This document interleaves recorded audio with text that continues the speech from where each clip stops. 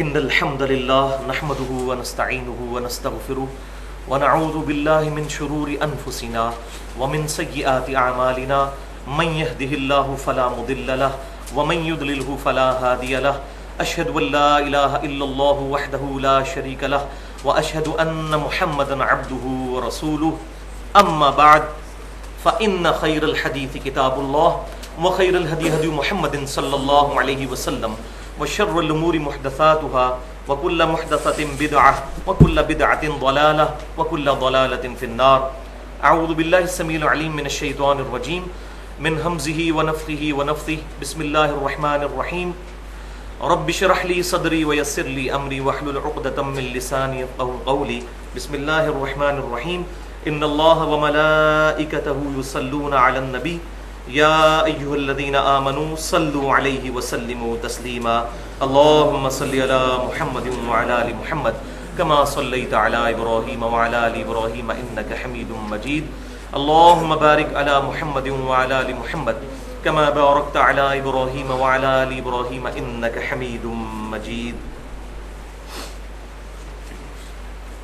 آج ہماری قرآن class number 86 سورۃ المائدہ میں اس مقام پر پہنچی ہے، یعنی آیت نمبر 62 اور 63، جس کے کانٹیکسٹ میں انشاءاللہ تعالی آج ہم رزق حلال کی اہمیت اور پھر اس کی اپوزٹ چیز یعنی رزق حرام، فتنہ مال اور دنیا پرستی کا انجام اور اس کا علاج انشاءاللہ تعالی اس کو ان ڈیٹیل ڈسکس کریں گے. اور پھر انشاءاللہ تعالی ہماری یہ گفتگو اہل سنت پاک .com پر مسئلہ نمبر 51 کے نام سے اپلوڈ ہو جائے گی، رزق حرام، فتنہ مال اور دنیا پرستی کا انجام اور اس کا علاج، اس ٹاپک کے تحت انشاءاللہ. تو آج کی گفتگو دو بڑے حصوں پر مشتمل ہے. پورشن نمبر 1 میں ہم انشاءاللہ تعالی رزق حرام کی مذمت اور اس کے انجام سے متعلق قرآن و سنت یعنی صحیح احادیث کے دلائل انشاءاللہ سننے کی سعادت حاصل کریں گے. سنت وہی ہوگی جو صحیح احادیث کے ساتھ ڈرائیوڈ ہوگی. پھر پورشن نمبر 2 کے اندر ہم حرام خوری کی اصل وجہ یعنی دنیا پرستی اور اس کا سب سے بڑا مظہر، اس کا جو ایپیکس ہے وہ ہے مال کی محبت، بے جا محبت. اس کو انشاءاللہ تعالی قرآن و سنت کی روشنی میں ڈسکس کریں گے کہ اس کا انجام کیا ہے اور اس کا شرعی علاج کیا ہے. کیونکہ اصل مقصد تو اس گفتگو کا یہ ہے کہ آج سے پہلے اگر ہمارے اندر یہ روحانی بیماری موجود ہے تو ہم اس بیماری کی اصلاح کریں. اور بھائیو ایک بات میں شروع میں ہی کر دوں کہ میں نے قرآن پاک کی اسٹڈی کے بعد یہ رزلٹ نکالا ہے کہ قرآن پاک اگر مجھ سے کوئی پوچھے نا کہ قرآن پاک کن 2 چیزوں پہ سب سے زیادہ زور دیتا ہے، بلکہ پورے قرآن کا تانا بانا اس کے گرد ہے، تو اس میں سے پہلی چیز جو ہے وہ عقیدے سے تعلق رکھتی ہے، وہ عقیدہ توحید ہے اور شرک کی مذمت در مذمت. اور شرک کے بعد اعمال میں سے جس چیز کے اوپر سب سے زیادہ ایمفسائز کیا گیا ہے قرآن پاک میں وہ دنیا پرستی اور فتنہ مال کی محبت، اس کو کنڈیم کیا گیا. یعنی یہ 2 چیزوں کے گرد پورا قرآن چلتا ہے. چاہے انبیاء پر ایمان لانا ہو، انبیاء بھی کیا کرتے ہیں؟ تزکیہ نفس کرتے ہیں. کتابوں پر ایمان لانا ہو، کتابیں بھی انسان کا تزکیہ کرتی ہیں. اور توحید کے راستے میں چند بڑی رکاوٹوں میں سے ایک رکاوٹ دنیا پرستی اور مال کی بے جا محبت ہے. اس لیے یہ بہت اہم ٹاپک ہے اور مجھے بڑے عرصے سے لوگ کہہ رہے تھے کہ اس ٹاپک کو ریکارڈ کروایا جائے کیونکہ اس پہ ہاتھ نہیں ڈالتے. اس کی وجہ یہ ہے کہ جو لوگ ہاتھ ڈالنے کی ایبلٹی رکھتے ہیں وہ خود حرام خوری کر رہے ہوتے ہیں. یعنی میرا مراد جو ہے وہ علماء کا طبقہ ہے. وہ آج آپ حیران ہوں گے کہ قرآن پاک میں جو حرام خوری پر آیات ہے وہ ہے ہی پرٹیکولر علماء کے بارے میں ہے کہ وہ حرام خور ہے. وَلِعَاذُ بِاللَّهِ تعالی. تو اس سلسلے میں آپ کو ایک ریفرنس پیج بھی مل چکا ہے جس پر قرآن پاک سے کل 11 مقامات سے آیات کا گلدستہ جو ہے وہ ایک جگہ جمع کیا گیا ہے. انشاءاللہ ہمارے لیکچر کے دوران وہ کراس ریفرنس کے طور پر آیات آئیں گی تو انشاءاللہ آپ ان کو خود بھی ملاحظہ کر سکتے ہیں. تو اللہ کا نام لے کر شروع کرتے ہیں. اعوذ باللہ السمیع العلیم من الشیطان الرجیم. بسم اللہ الرحمن الرحیم. سورۃ المائدہ آیت نمبر 62. وَتَرَى كَثِيرًا مِّنْهُمْ يُسَارِعُونَ فِي الْإِثْمِ وَالْعُدْوَانِ، اور اے محبوب صلی اللہ علیہ وسلم تم ان میں سے اکثریت کو دیکھو گے کہ ان کی ساری دوڑ دھوپ جو ہے، کوشش جو ہے، وہ گناہ کے کاموں میں اور زیادتی کے کاموں میں ہے. کن کی؟ جن کا کانٹیکس پیچھے سے چل رہا ہے، منافقین، اور ان میں بھی پرٹیکولر یہود و نصارہ کے علماء، جنہوں نے اپنے دل سے تو یہ بات سمجھ لی تھی کہ یہ وہی پیغمبر آخر الزمان صلی اللہ علیہ وسلم ہیں جن کی نشانیاں تورات کے اندر موجود ہیں، لیکن بغیم بینہم، ارج ٹو ڈومینیٹ کی وجہ سے انہوں نے آپ صلی اللہ علیہ وسلم کی دعوت کو قبول کرنے سے انکار کر دیا. اور جب دل کسی بات کی گواہی دے دے اور انسان حالات سے مجبور ہو کر اس کی مخالفت کرے تو پھر انسان کی عقل اور دل کے درمیان ایک جنگ شروع ہو جاتی ہے. پھر انسان نہ ادھر کا رہتا ہے نہ ادھر کا. اگر کمزور ہوگا، اگر طاقتور ہوگا اور اپنے جذبات پر کنٹرول رکھنے والا ہوگا، پھر بڑھ چڑھ کر اسلام کو قبول کر لے گا. لیکن اگر ذرا سا بھی ڈاواں ڈول ہوا تو پھر وہ مذبذبین بین ذالک، درمیان میں ہی آسیلیٹ کرتا رہے گا، کبھی ادھر کبھی ادھر. کھلا اسلام کا انکار بھی نہیں کرے گا اور اقرار بھی نہیں کرے گا. ایسے کوئی کہتے ہیں منافق. تو منافقت آج میرا ٹاپک نہیں، اس پہ میری الگ سے 40 منٹ کی گفتگو اہل سنت پاک.com پر رکھی ہوئی ہے، مسئلہ نمبر 34 کے نام سے. منافق کی تعریف، اس کی وجوہات، اس کی نشانیاں اور منافقت کا علاج. وہ بہت اہم گفتگو ہے منافقت کے ٹاپک کے اوپر. تو اے محبوب صلی اللہ علیہ وسلم ان منافقین کو آپ دیکھیں گے کہ ان کی ساری کوشش جو ہے وہ کس لیے ہے؟ گناہ اور زیادتی کے کاموں میں. وَأَكْلِهِمُ السُّحْتَ، اور یہ حرام خور ہے. لَبِئْسَ مَا كَانُوا يَعْمَلُونَ، کتنے ہی برے کام ہیں جو وہ کر رہے ہیں. تو 3 برائیاں بتائی ہیں. گناہ کے کاموں میں بڑھ چڑھ کر حصہ لینا، نمبر 1. نمبر 2، زیادتی کے کاموں میں بڑھ چڑھ کر حصہ لینا. اور پھر اس کا ایپیکس ہے حرام خور ہے. کیونکہ حرام خور بندہ جو ہوتا ہے وہ اسی لیے بنتا ہے کہ برٹل فیکٹس آف لائف کو جب انسان برداشت نہیں کر سکتا اپنے دنیا کے نقصان کی وجہ سے، تو پھر انسان مال کی محبت میں مبتلا ہو جاتا ہے، دنیا کی محبت کی وجہ سے اپنا دین بھی بیچ دیتا ہے. تو حرام خوری جو ہے امپلائڈ ہے اس کے اندر. جو بندہ بھی کنوکشن والا ایمان نہیں رکھنے والا ہوگا وہ حرام خور ضرور ہوگا. اب اگلی آیت میں اللہ تعالیٰ نے ٹانٹ کیا ہے، تانا دیا ہے ان کے علماء کو. لولا ینہاہم الربانیون والاحبار عن قولہم الاثم، تو کیوں نہیں روکتے ان یہودیوں کے اللہ والے، ربانیون اللہ والے جو کہلواتے ہیں اپنا، والاحبار اور علماء، عن قولہم الاثم ان کو گناہ کی بات سے، واکلہم السحت اور حرام خوریوں سے. علماء کا یہ کام ہے کہ ان کو روکیں. علماء کیسے روکیں؟ علماء خود حرام خور ہیں. لبئس ما کانوا یصنعون، کتنے ہی برے کرتوت ہیں وہ جو کر رہے ہیں. اور یہی آیت بیسیکلی امر بالمعروف و نہی عن المنکر کے اعتبار سے سیدنا حسین ابن علی رضی اللہ تعالیٰ عنہما کے قیام کی بنیاد بھی ہے. اسی پر میں نے وہ لیکچر بھی دیا ہے، حسینیت اور یزیدیت کا تحقیقی جائزہ. اور اب اس کی ایکسٹینشن بھی آ چکی ہے، فکر حسین تحریک خلافت کی روح ہے، مسئلہ نمبر 48 کے نام سے اہل سنت پاک.com پر. اور 2 ریسرچ پیپر بھی ہیں، بلکہ رافضیت، ناسبیت اور یزیدیت کا تحقیقی جائزہ. اور دوسرا ریسرچ پیپر ہے واقعہ کربلا کی اسلامی تاریخ 40 احادیث کی روشنی میں. تو آج وہ ٹاپک نہیں، لہٰذا میں اس کو سکپ کرتا ہوں. لیکن اصل بنیاد یہی ہے کہ علماء کی یہ ذمہ داری ہے کہ لوگوں کو برائیوں سے روکیں. اور اس وقت آپ صلی اللہ علیہ وسلم کے بہاف پر سب سے بڑے عالم سیدنا حسین ابن علی رضی اللہ تعالی عنہما تھے، انہوں نے اپنا کردار ادا کیا.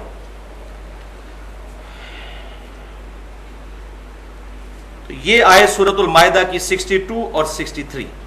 اب اس کی ایکسپلینیشن میں سورۃ بقرہ کی آیت نمبر 174 اور 175، یہ ریفرنس نمبر 2 ہے.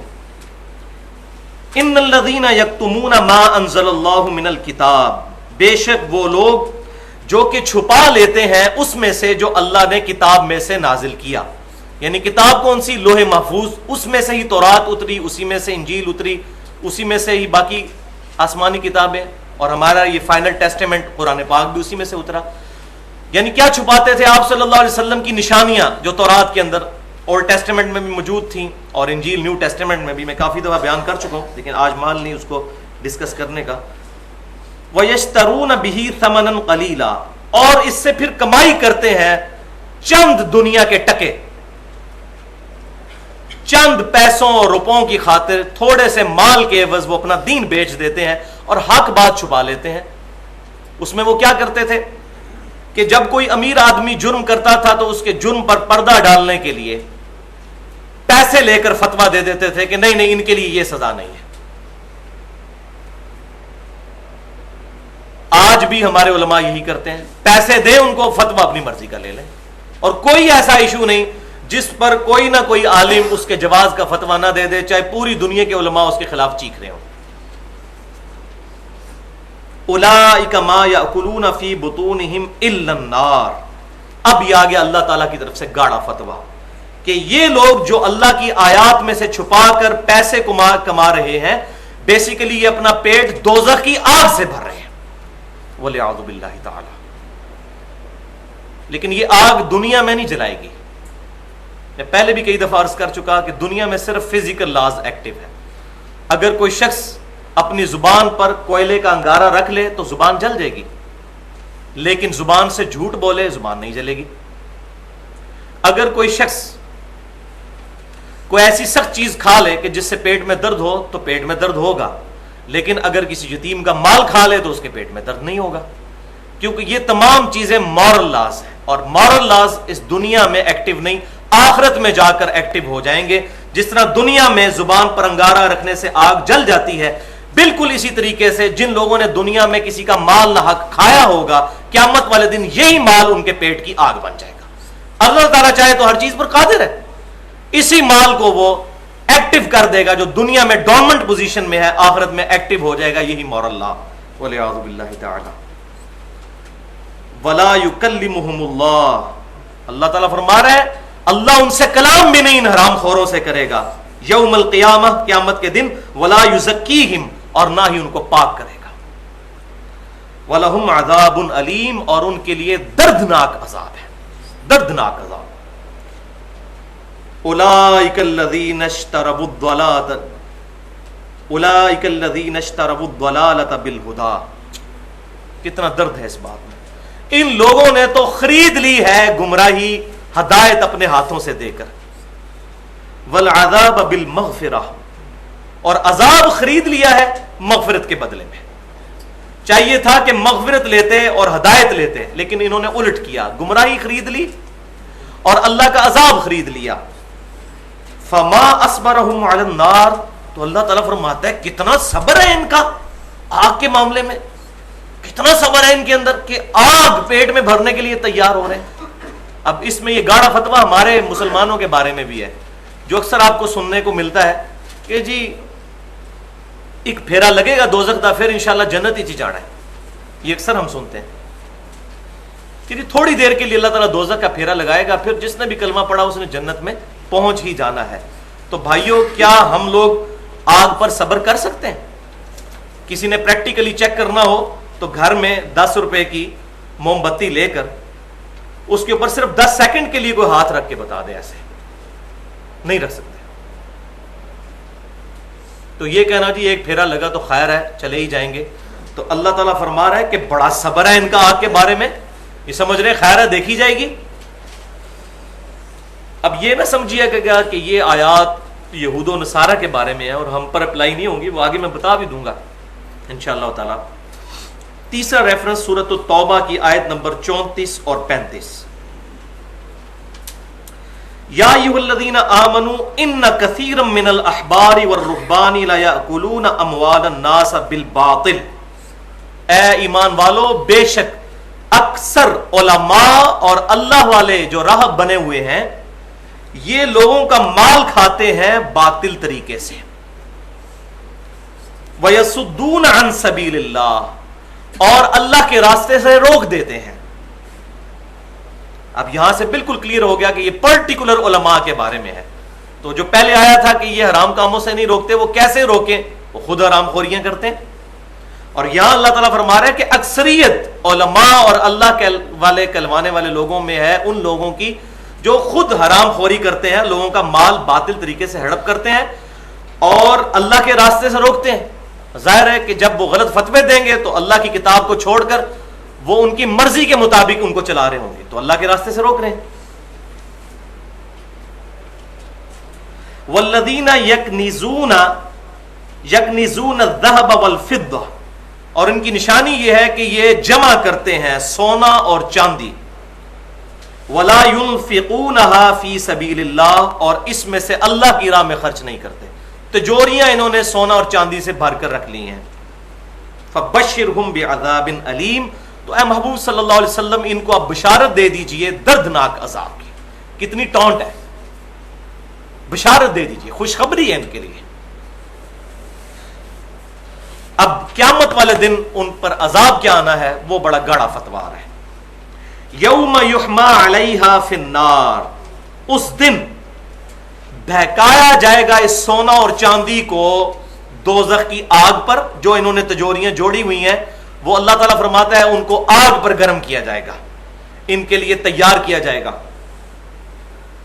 فَتُقْوَى بِهَا جِبَاهُهُمْ وَجُنُوبُهُمْ وَظُهُورُهُمْ، اور پھر اس تپے ہوئے سونے اور چاندی کے ساتھ جو انہوں نے دنیا میں بڑا جوڑ کر رکھا تھا، تپا کر یہ سونا اور چاندی ان کی پیشانیوں پر لگایا جائے گا، ان کے پہلوؤں پر لگایا جائے گا اور ان کی پیٹھوں پر لگایا جائے گا، اور ساتھ ان کو کیا کہا جائے گا، هَذَا مَا كَنَزْتُمْ لِأَنفُسِكُمْ، یہ ہے وہ مال جو تم اپنے لیے جوڑا کرتے تھے، فَذُوقُوا، تو اب چکھو اس کا مزہ، مَا كُنْتُمْ تَكْنِزُونَ، جو کچھ تم دنیا کے اندر جوڑا کرتے تھے، وَلِعَاذُ بِاللَّهِ تَعَالَى۔ یہ پرٹیکولر علماء کے بارے میں آ رہا ہے۔ لہٰذا ان آیات کی روشنی میں یہ بات یاد رکھیں کہ علماء حق اور علماء سو میں کیا فرق ہے، اس کا ایک لٹمس ٹیسٹ سن لیجیے۔ کسی شخص کو آپ نے یہ جج کرنا ہے یہ علماء حق میں سے ہے یا نہیں، تو یہ دیکھیے کہ اپنے دینی کیریئر کے انجام پر اس شخص نے دین سے کتنے ایسٹس بنا لیے ہیں۔ اگر وہ مرنے کے بعد اسی طرح کنگال مرا جس طرح زندگی میں اس نے روکی سوکھی کھائی تھی تو وہ علماء حق میں سے ہوگا، اور اگر اپنے دینی کیریئر کے انجام پر اس کے پاس کئی گاڑیاں آ گئیں، بنگلے آ گئے اور پلاٹس بنا لیے، جبکہ اس کا سورس آف انکم ہی دین تھا اور کوئی نہیں تھا، تو سمجھ لیں یہ پکا حرام خور اور علماء سو میں سے ہے۔ اب انشاءاللہ تعالیٰ آپ کو کوئی علماء حق ملے تو مجھے بتائیے، الا ماشاءاللہ کوئی بچتا ہے۔ ہم نے اپنی زندگی دیکھی ہے، وہی علماء جو روکھی سوکھی کھا رہے ہوتے ہیں جب الگ سے اپنا مدرسہ بنا لیتے ہیں، تھوڑے سے دن گزرتے ہیں، چند ہفتے ہی پاس ہوتے ہیں تو ان کے پاس گاڑیاں آنا شروع ہو جاتی ہیں۔ وہ کہاں سے آتی ہوں گی؟ وہ لاٹری نکل آتی ہے۔ صرف الگ سے مدرسہ بنایا، اس کے نام پر چندہ اکٹھا کیا اور لوگوں میں ڈھونگ رچایا کہ دین کی خدمت کے لیے آپ سے چندہ مانگ رہے ہیں، لوگوں کو رسید بکیں بھی دے دیں، اور مسئلہ کیا ہے؟ اپنے پیٹ میں بھرنا ہے۔ اور اکثر دینی تنظیمیں یہی کر رہی ہیں۔ یہ تو چونکہ میں ساتھ رہا ہوں اس لیے مجھے پتا ہے، باہر کے لوگوں کا تو حسن ظن قائم ہوتا ہے، جب آپ ساتھ رہے تو پتا چلتا ہے جتنا بڑا خوبصورت بزرگ وہ نظر آ رہا ہوتا ہے اتنا بڑا حرام خور ہوتا ہے۔ اور حقیقت بات ہے کہ چہرے پر نورانیت اسی لیے تو آتی ہے جب کام کاج کوئی کرنا نہیں پڑے گا، گھر میں اے سی والی گاڑی میں، اور اسی طریقے سے آفس میں اے سی والے آفس میں بیٹھنا، گھر میں اے سی، گاڑی میں اے سی، اور لوگوں کے پیسے کے اوپر اپنی گاڑیاں خریدنا اور اس میں پیٹرول ڈلوانا اور اپنے سارے معاملات چلانا، خود محنت نہ کرنی تو چہرے پر نور تو چڑھے گا۔ حقیقت بات ہے، ایک دن دھوپ میں کھڑے ہو جائے تو رنگ کالا ہو جاتا ہے۔ تو یہ علماء کا لٹمس ٹیسٹ ہے، جس نے دینی کیریئر کے انجام پر بہت زیادہ مال و دولت اور گاڑیاں اور بنگلے اور زمینیں چھوڑی، سمجھ لیں یہ علماء سو میں سے ہے، چاہے دنیا میں کسی جماعت کا وہ بہت بڑا ہی لیڈر کیوں نہ ہو، اللہ کے حضور وہ زیرو ہے۔ بڑے بڑے علماء اور بڑے بڑی خوبصورت داڑھیوں اور چہروں اور پگڑیوں والوں کی مٹی قیامت والے دن پلید ہونے والی ہے، جو دنیا میں بڑی بڑی جماعتوں کے لیڈر ہیں۔ ہم ان داڑھیوں اور پگڑیوں کے ساتھ عوام کو دھوکہ دے سکتے ہیں، اللہ کو دھوکہ نہیں دے سکتے۔ صحیح مسلم کی حدیث ہے کہ اللہ تبارک و تعالی تمہاری شکلوں اور مال کو نہیں دیکھتا، تمہارے دلوں اور اعمال کو دیکھتا ہے۔ اور ہم دیکھتے ہی شکل اور مال ہے. کسی سے محبت اس کی شکل کی خوبصورتی کی وجہ سے ہوتی ہے یا اس کے پاس مال ہوتی ہے, اسی چیز کو ہی نہیں دیکھتے. جبکہ اللہ تبارک و تعالیٰ دلوں اور اعمال کو دیکھتا ہے. یہ اللہ تعالیٰ جج کرے گا کون علماء حق میں سے ہیں, کون علماء سو میں سے. بہرحال اللہ نے ایک طریقہ تو بتا دیا ہے کہ لٹمس ٹیسٹ یہ ہے کہ ان کے پاس دینی کیریئر کے انجام پر مال و دولت اکٹھا نہیں ہونا چاہیے. اور اس کی لاجیکل ریزن بھی آپ سمجھ لیں کیوں. اس لیے کہ جو بندہ دین کی خدمت کے لیے وقف ہے اس کو صرف بیت المال میں سے یا دینی چندے میں سے اتنا ہی لینے کی اجازت ہے جس سے اس کی گزر بسر ہو سکے. مال جوڑنے کی اجازت اس کو نہیں ہے.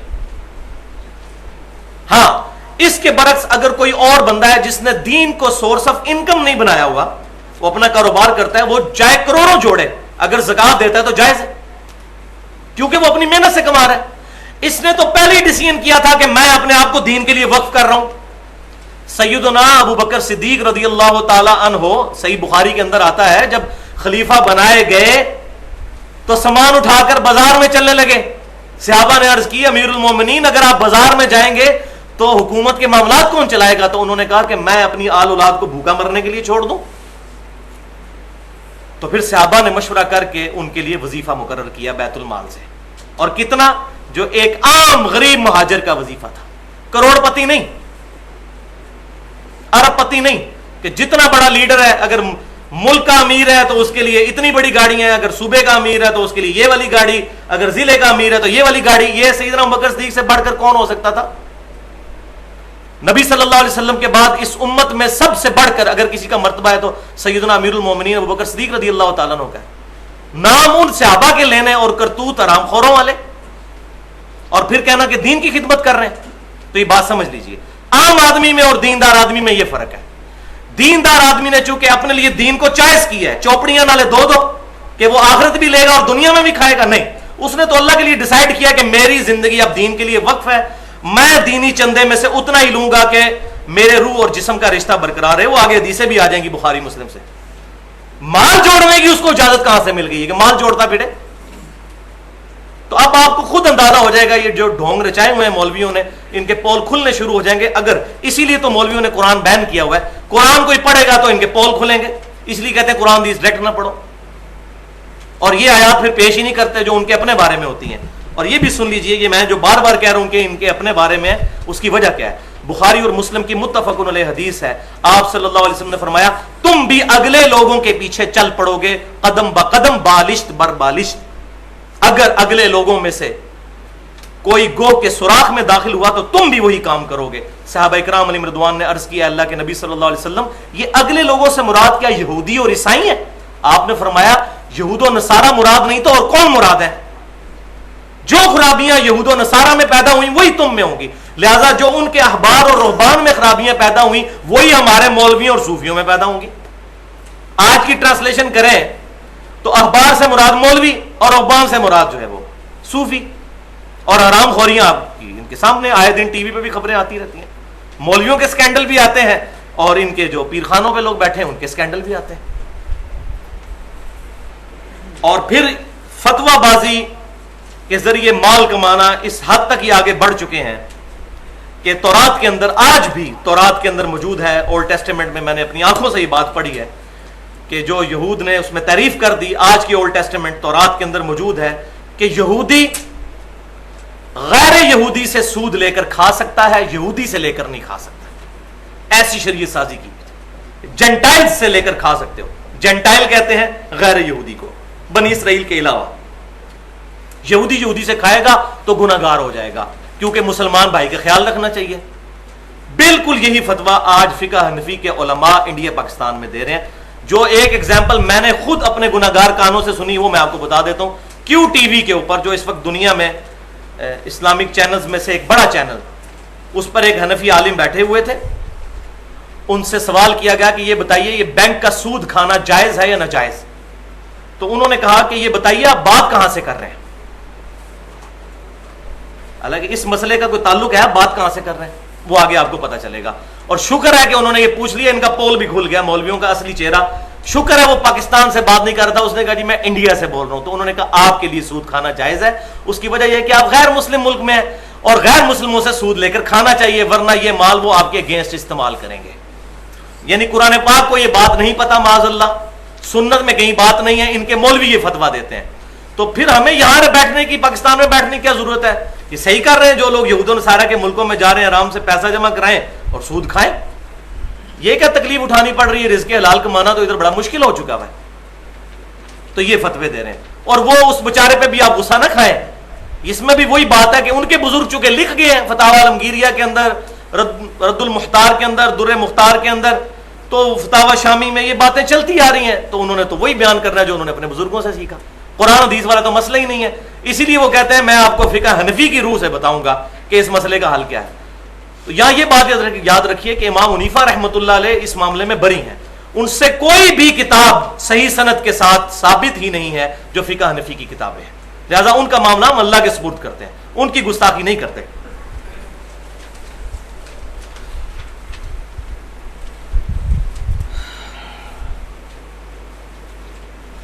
یہ تو ہو گیا دین کا معاملہ کہ لوگ حرام خوریوں پر خود بھی چلتے ہیں اور لوگوں کو بھی پیسے لے کر فتوے دیتے ہیں، پرٹیکولر علماء. اور لوگوں کا اس کے برعکس کیا حال ہے کہ وہ دین کے مسئلوں میں تو اندھا دھند پیروی کر رہے ہیں اپنے اپنے فرقے کے بزرگوں کی. اور یہ نہ سمجھیں کہ یہ بھولے، کیونکہ انہی لوگوں کو جب کوئی دنیا کا کام پڑتا ہے تو سارے مولوی مل کے بھی ان کو دھوکہ نہیں دے سکتے. مثال کے طور پر کوئی شخص جس کی لمبی سی داڑھی ہو، لمبی سی پگڑی پہنی ہوئی ہو، بڑا نورانی چہرہ ہو، وہ ان کو 5 روپے کی چیز اگر 500 میں فروخت کرے تو اس کو یہ نہیں کہیں گے کہ ماشاءاللہ بہت اچھا کر رہے ہیں آپ، کتنا خوبصورت چہرہ ہے. اتنا خوبصورت چہرے والا جھوٹ کیسے بول سکتا ہے کہ دھوکے میں چیز مجھے دے دے؟ وہاں کہیں گے وہ داڑھی اور پگڑی رکھ کے جھوٹ بولتا ہے، میڈ ان چائنا چیز میڈ ان جاپان کہہ کے بیچ رہا ہے، تجھے شرم نہیں آتی داڑھی رکھ کر؟ لیکن وہی داڑھی والا اس کو جب دین کا غلط مسئلہ بتاتا ہے کہتا ہے نہیں جی دیکھیں جی اتنا خوبصورت چہرہ، نورانی چہرہ، یہ غلط بات کر سکتا ہے. یہ دوغلی پالیسی. تو میں تو اس میں بالکل ننگی بات کرتا ہوں بھائی، کہ مجھ سے آگے کو پوچھتا ہے تو میں کہتا ہوں بھائی آپ کا علاج ہے، خود بھی دوزخ میں جاؤ اور ان علماء کو بھی ساتھ دوزخ میں لے کر جاؤ جن پر تم نے اندھا رلائے کیا ہوا ہے. کیونکہ دنیا کے معاملے میں دھوکہ نہیں کھاتے. یہی وجہ ہے کہ ہم نے اصل بات جو اس کے اندر ہے وہ یہی ہے کہ دنیا کو ہم نے اہمیت دی ہوئی ہے ایمان کے مقابلے. جہاں ہمارے ایمان اور دین کا نقصان ہو رہا ہو وہاں ہم کوئی پرواہ نہیں کرتے اور اندھا دھند. فلاں مفتی صاحب نے اسلامک بینکنگ پہ فتویٰ دے دیا ہے. حالانکہ جس مفتی نے فتویٰ دیا ہے اس کے اپنے مکتب فکر کے درجنوں مفتیوں نے کہا ہے کہ اسلامک بینکنگ جو پاکستان میں رائج ہے یہ سود پہ ہے، اسلامک نہیں ہے. ان کی بات نہیں سنیں گے اس کی. تو اصل میں اندر سے خود بات ماننی ہے کہ دل کی دلچسپی جو ہے وہ مال کھانے کی طرف ہے، اس لیے فتویٰ مان لیں گے. اور وہی مولوی اگر مکر جائے گا پھر کسی اور مولوی سے فتویٰ لے لیں گے جا کے. تو جہاں دین کا نقصان ہو رہا ہے وہاں آنکھیں بند کر کے رلائے، اور جہاں دنیا کا نقصان ہو رہا ہے وہاں تو نہیں، نہ داڑھی والا پھر نظر آئے گا نہ پگڑی والا. میں کہتا ہوں پرانا بزرگ بھی اٹھ کے نہ غلط مشورہ دینا، اس کو بھی کہیں گے تنو ویسی وہمی بزرگ مندر ہے، تو دھوکے باز ہے. وَلِعَوْذُ بِاللَّهِ تَعَالَى. تو یہ بات یاد رکھیے کہ آج اس ٹاپک کو میں ڈسکس نہیں کر رہا کہ کون سا کاروبار حلال ہے اور کون سا حرام. یہ ٹاپک آج کا نہیں ہے. صرف رزق حلال کی اہمیت اور رزق حرام کی مذمت پر گفتگو ہو رہی ہے. تو یہاں پر ایک جنرل حدیث صحیح مسلم کی یاد رکھیے کہ آپ صلی اللہ علیہ وسلم نے فرمایا گناہ وہ جو تیرے دل میں کھٹکے. ایک لٹمس ٹیسٹ بتا دیا جس پہ تیرا دل کہے نا کہ یہ بات غلط ہو رہی ہے.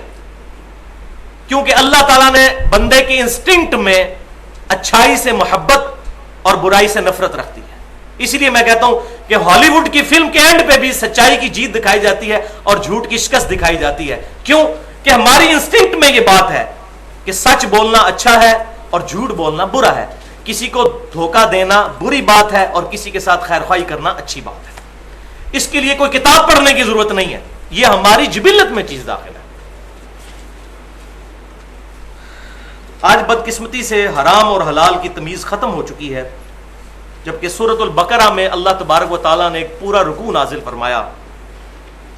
رکوع نمبر 23 رمضان المبارک سے ریلیٹڈ، اور اس کی پہلی آیت میں ہی فرمایا کہ رمضان کے روزے ہم نے اس لیے فرض کیے ہیں لعلکم تتقون، تاکہ تم پرہیزگار بن جاؤ، متقی بن جاؤ. گاڈ کانشیسنس تم میں آ جائے.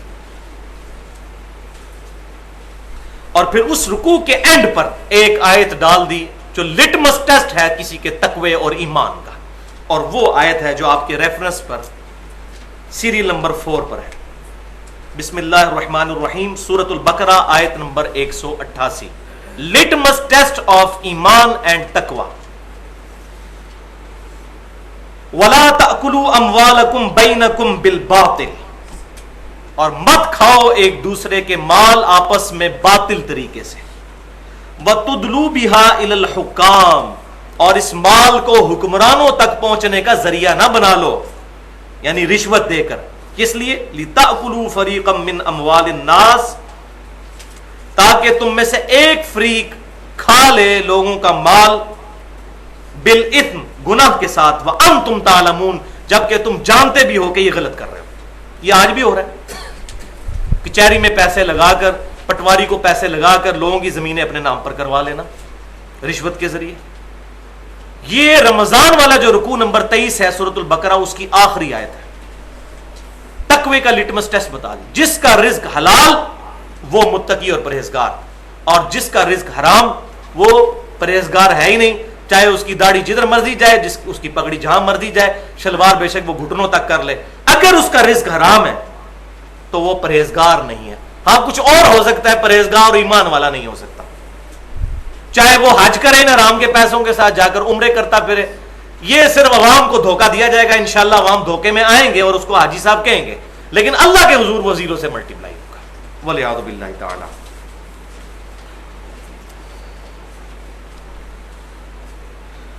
اسی کانٹیکسٹ میں 5 صحیح احادیث انشاءاللہ تعالی میں بیان کروں گا تاکہ معاملہ بالکل کھل کر ہمارے سامنے آ جائے. پہلی حدیث صحیح بخاری سے ہے کہ آپ صلی اللہ علیہ وسلم نے فرمایا, ایک زمانہ آئے گا کہ آدمی اس بات کی پرواہ نہیں کرے گا کہ اس کا رزق حلال طریقے سے آ رہا ہے یا حرام طریقے سے آ رہا ہے. والعیاذ باللہ. اور یہ آج زمانہ آ چکا ہے. واقعی یہ بات آؤٹ آف ڈسکشن ہے کہ حلال ہے یا حرام. لوگوں نے طے کر لیا, وہ بھائی جی کاروبار ہی نہیں چلتا اس تو بغیر, اگر ملاوٹ نہیں کریں گے کاروبار ہی نہیں چلے گا. دوسری حدیث صحیح مسلم میں ہے کہ آپ صلی اللہ علیہ وسلم ایک دن بازار سے گزر رہے تھے تو اناج کا ڈھیر لگا ہوا تھا بکنے کے لیے. آپ صلی اللہ علیہ وسلم نے اپنا مبارک ہاتھ اس ڈھیری میں داخل کیا, اس ہاتھ پر نمی لگ گئی. آپ صلی اللہ علیہ وسلم نے فرمایا, وہ یہ کیا ہے؟ تو صحابی رضی اللہ تعالیٰ نے عرض کیا, اللہ کے رسول صلی اللہ علیہ وسلم, رات کے وقت بارش ہوئی تھی, اس کی وجہ سے اس گندم میں نمی آ گئی ہے. تو آپ صلی اللہ علیہ وسلم جلال میں آئے اور فرمایا کہ اس کو تم نے اوپر کر کے کیوں نہیں رکھا تاکہ لوگوں کو مال کا عیب بھی پتہ چل جاتا.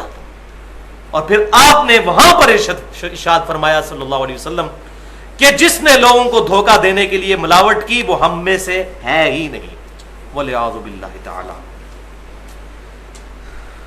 تیسری حدیث بھی صحیح مسلم میں ہے, آپ صلی اللہ علیہ وسلم نے فرمایا, جو ذخیرہ اندوزی کرتا ہے وہ پکا فاسق ہے, پکا گنہگار ہے وہ شخص جو بلیک مارکیٹنگ کر لیتا ہے, ذخیرہ اندوزی کر لیتا ہے. مثال کے طور پر مارکیٹ سے سارا آلو اٹھا لیا, آلو کی قلت ہوگی منڈی میں, تو اب ظاہر ہے کہ لوگوں کی بنیادی ضرورت ہے آلو, پیاز, اسی طرح کی چیزیں, اور پھر ان کو مہنگے داموں مارکیٹ میں بیچنا, اور یہ کہنا کہ میں تو اپنی کمائی کر رہا ہوں, میں تو آلو بیچ کر پیسے کما رہا ہوں, تو ایسی کمائی بھی حرام ہے.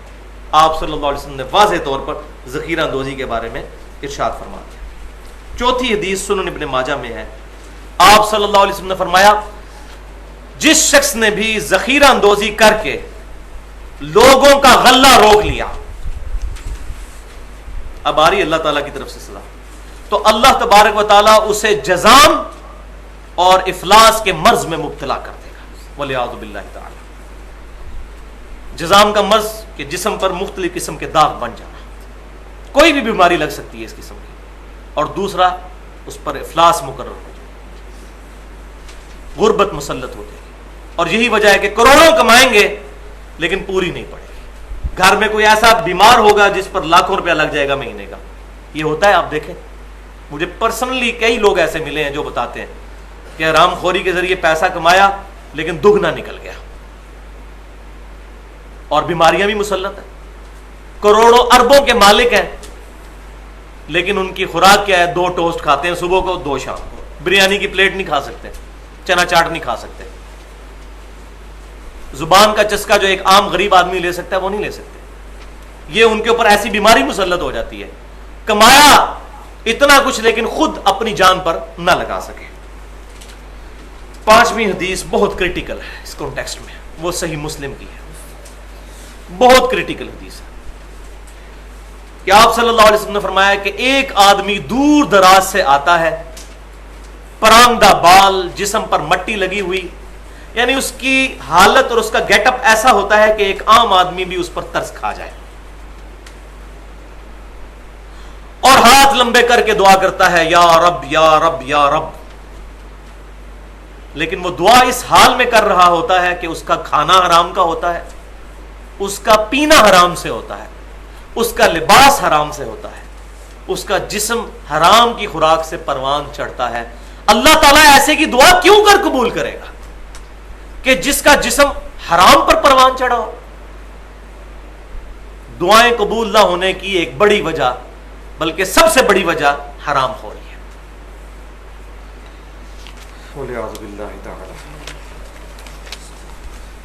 اب آ جائیے لیکچر کے دوسرے حصے کی طرف. وہ ہے حرام خوری کی اصل وجہ, یعنی دنیا پرستی اور فتنہ مال, یعنی دنیا کے مال کے ساتھ بے جا محبت, اور اس کا انجام کیا ہونے والا ہے اور علاج کیا ہے اس سے بچنے کا. اس کانٹیکسٹ میں انشاءاللہ قرآن پاک کے 7 مقامات سے آیات آپ کے ریفرنس پیج پر سیریل نمبر 5 سے لے کر 11 تک درج ہیں, ان کو ہم انشاءاللہ ڈسکس کریں گے. اور اس کے بعد اینڈ پر 17 احادیث ہیں, وہ انشاءاللہ تعالی ایک ایسا ذخیرہ ہے احادیث کا کتاب الرقاق میں سے اور کتاب الزہد میں سے, جو مختلف کتابوں سے میں نے الحمدللہ محنت کر کے ایک انٹلیکچوئل ترتیب کے ساتھ جمع کیا ہے. وہ انشاءاللہ ڈسکس کر کے اس پہ لیکچر ہمارا مکمل ہوگا. پہلے ان آیات کو پڑھ لیتے ہیں تزکیہ نفس کے حوالے سے, کیونکہ اصل مقصد انبیاء کا دنیا میں آنے کا وہ انسانوں کا تزکیہ کرنا ہے, انسانوں کے دلوں کو پاک کرنا ہے. نبی صلی اللہ علیہ وسلم کا منصب بھی کم از کم قرآن پاک میں 4 دفعہ بیان ہوا. یتلو علیہم آیاتہ ویزکیہم ویعلمہم الکتاب والحکمہ وان کانوا من قبل لفی ضلال مبین. یہ محبوب صلی اللہ علیہ وسلم لوگوں پر اللہ کی آیات تلاوت کرتے ہیں, اس کے ذریعے ان کا تزکیہ کرتے ہیں اور ان کو کتاب و حکمت کی تعلیم دیتے ہیں. اور بے شک اس سے پہلے یہ لوگ کھلی گمراہی میں تھے. کون؟ صحابہ اکرام علیہ رضوان. لیکن وہ خوش نصیب سے قرآن آنے کے بعد کھلی گمراہی میں نہیں رہے, لیکن ہم قرآن آنے کے بعد بھی کھلی گمراہی میں ہیں, کیونکہ قرآن پاک پڑھتے کوئی نہیں. آپ کے ریفرنس پیج پہ سیریل نمبر 5 پہ اعوذ باللہ من الشیطان الرجیم بسم اللہ الرحمن الرحیم, سورۃ الاعلیٰ کی آیت نمبر 14 سے لے کر 19 تک. قد افلح من تزکا, بے شک فلاح پا گیا وہ انسان جس نے تزکیہ کر لیا, جو پاک ہو گیا, جس نے اپنے دل کو دنیا کی محبت سے پاک کر دیا, دنیا کی آلودگی سے پاک کر کے اللہ اور اس کے محبوب صلی اللہ علیہ وسلم کی محبت اور آخرت کی محبت اپنے دل میں سما لی. وَذَكَرَ اسْمَ رَبِّهِ فَصَلَّى, اور اس نے اپنے رب کا نام لے کر نماز پڑھی. یہ آیت بھی اس چیز کا ثبوت ہے کہ نماز کا آغاز اللہ اکبر سے کرنا چاہیے, اللہ کا نام لے کر. لیکن اصل مسئلہ کیا ہے؟ بل تؤثرون الحیات الدنیا, یہ ہے کانٹے کی بات. لیکن تم دنیا کی زندگی کو ترجیح دیتے ہو, دنیا کو پرائورٹی دیتے ہو. اصل مرض تمہارا پاکیزہ نہ ہونے کا مرض اور پلید رہنے کی وجہ وہ ہے دنیا کی بے جا محبت. تم دنیا کی زندگی کو ترجیح دیتے ہو. والآخرۃ خیر وابقا, جبکہ آخرت کی زندگی بہتر بھی ہے اور باقی بھی رہنے والی ہے. خالی دنیا سے بہتر نہیں ہے, دنیا تو ختم ہو جائے گی, آخرت کی زندگی باقی بھی رہنے والی ہے. ان ھذا لفی الصحف الاولی, بس بے شک یہی ایک کانٹے کی بات تھی جو ہم نے پہلے صحیفوں میں بھی بیان کی تھی. ایک ہی یونیورسل ٹروتھ جس کے گرد ساری بات گھومتی تھی, جو میں نے لیکچر کے شروع میں کہا کہ توحید اور شرک کی مذمت یہ کتابوں کا مرکزی ٹاپک, اور دوسرے نمبر پہ اگر کوئی ٹاپک ہے تو دنیا کی بیجا محبت، مال کی محبت، اس کو کنڈیم کیا گیا ہے. اور یہ ثبوت ہے میری اس بات کا کہ اللہ تعالیٰ فرما رہا ہے ان ھذا لفی الصحف الاولی، بے شک یہی ایک کانٹے کی بات تھی پچھلے صحیفوں میں بھی، صحف ابراہیم و موسیٰ، چاہے وہ سیدنا ابراہیم علیہ السلام کے صحائف تھے، ان کی کتابیں تھیں، یا سیدنا موسیٰ علیہ السلام کے صحائف تھے. ایک ہی کانٹے کی بات تھی جس کے گرد ساری بات گھوم رہی تھی کہ آخرت کی زندگی اصل میں زندگی ہے، دنیا کی زندگی باقی رہنے والی نہیں ہے. اس کے بعد ریفرنس نمبر 6 سورۃ العنکبوت آیت نمبر 64، وما هذه الحیات الدنیا الا لہو ولعب، اور دنیا کی زندگی تو نہیں ہے مگر کھیل اور تماشا. جس طرح کھیل اور تماشے میں ٹائم گزرنے کا پتہ نہیں چلتا، بالکل اس طریقے سے دنیا کی زندگی گزر جاتی ہے. وَإِنَّ الدَّارَ الْآخِرَةَ لَهِيَ الْحَيَوَانُ، اور بے شک آخرت کا گھر ہی زندگی ہے، وہی رہنے کی جگہ ہے، وہی حقیقی زندگی ہے. لَوْ كَانُوا يَعْلَمُونَ، کاش تم یہ بات جان لیتے، کاش جان لیتے. یہ کانٹے کی بات، کتنا درد ہے، وڈ ڈیٹ، کاش جان لیتے. اللہ تبارک و تعالیٰ کتنا ہمدرد ہے اپنی مخلوق کا. اللہ تعالیٰ نے آخرت سے پہلے ہی اپنی کتابوں اور پیغمبروں کے ذریعے یہ بات ہم تک پہنچا دی، الحمدللہ. ریفرنس نمبر 7 سورۃ الحدید کی آیت نمبر 20، اور یہ میں سمجھتا ہوں کہ اسی سورہ العنکبوت کی آیت نمبر 64 میں جو چیز بیان ہوئی اسی کو ایکسپلور کیا گیا ہے سورۃ الحدید کی آیت نمبر 20 میں. اعلموا انما الحیات الدنیا لعب و لہو، جان لو کہ بے شک دنیا کی زندگی تو ہے کھیل اور تماشا.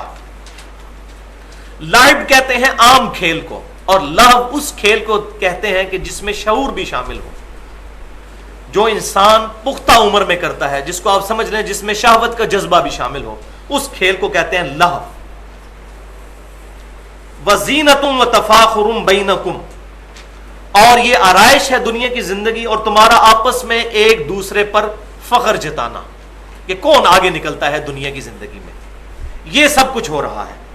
وَتَكَاثُرٌ فِي الْأَمْوَالِ وَالْأَوْلَادِ، اور تمہارا مال کی طلب میں اور اولاد کی طلب میں ایک دوسرے سے آگے بڑھ جانا کہ میرے پاس بہت مال ہونا چاہیے. اور قبائلی زندگی میں خصوصاً جس کے جتنے بیٹے ہوتے تھے وہ سمجھتا تھا میں بہت طاقتور ہوں، تو اس کی طرف اشارہ ہے کہ مال میں اور اولاد میں بھی آگے بڑھتے ہو. اب یہ جو ہیومن لائف سائیکل ہے اس کو اللہ تعالیٰ نے کمپیئر کروایا ہے کہ یہ تمہارا صرف لائف سائیکل ایسا نہیں ہے. ایک لائف سائیکل وہ ہے جو پلانٹس کا ہے، پودوں کا لائف سائیکل، وہ بھی بالکل اسی طریقے سے اس کے ساتھ کمپیئر کروایا ہے.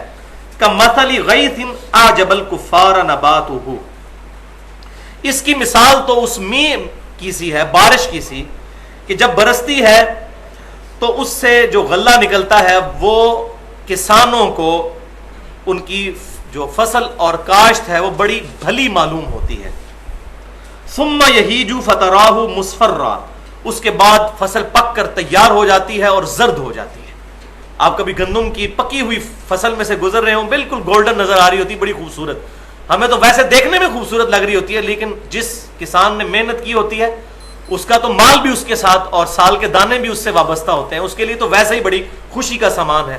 اللہ تعالیٰ فرماتا ہے کہ یہ ساری چیزیں پھر ایک اپنے عروج کو پہنچتی ہیں.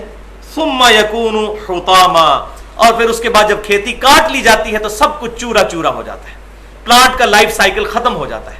پھر اس زمین میں آپ چلیں، مجھے خود بھی تجربہ ہوا ہے، تو لگتا ہے یہاں پر کوئی فصل ہے ہی نہیں تھی، ہر چیز چورا چورا ہو جاتی ہے، گھاس پھوس پیچھے رہ جاتا ہے. وفی الآخرۃ عذاب شدید، لیکن دنیا میں تو یہ معاملات ہو جائیں گے، لیکن دنیا کی زندگی اصل میں آخرت کے لیے کھیتی ہے. آخرت میں یا تو پھر عذاب شدید ہے اللہ کی طرف سے، ومغفرۃ من اللہ ورضوان، یا اللہ تعالیٰ کی طرف سے مغفرت اور اس کی رضامندی ہے. وما الحیات الدنیا الا متاع الغرور، اور دنیا کی زندگی تو نہیں ہے مگر دھوکے کا سامان. والعیاذ باللہ تعالی. تو اللہ تعالیٰ نے فرمایا جس طرح دنیا میں کھیتی ہوتی ہے، پہلے کسان بوتا ہے، پھر اس میں سے کونپلیں نکلتی ہیں، بارش کے ذریعے وہ کھیتی بڑھ جاتی ہے، پھر اپنے عروج کو وہ پہنچتی ہے، اس کے بعد کاٹ لی جاتی ہے۔ بالکل اسی طریقے سے انسان کا بھی لائف سائیکل ہے، بچپنا، اس کے بعد جوانی، اور پھر انسان جو ہے وہ ساری سٹیجز پہلے بیان ہوئی کہ پہلی سٹیج کیا آتی ہے؟ لعب، یعنی بچپن میں ایسا کھیلنا کہ جس میں شعور نہیں ہوتا، انسان کھیلتا ہے۔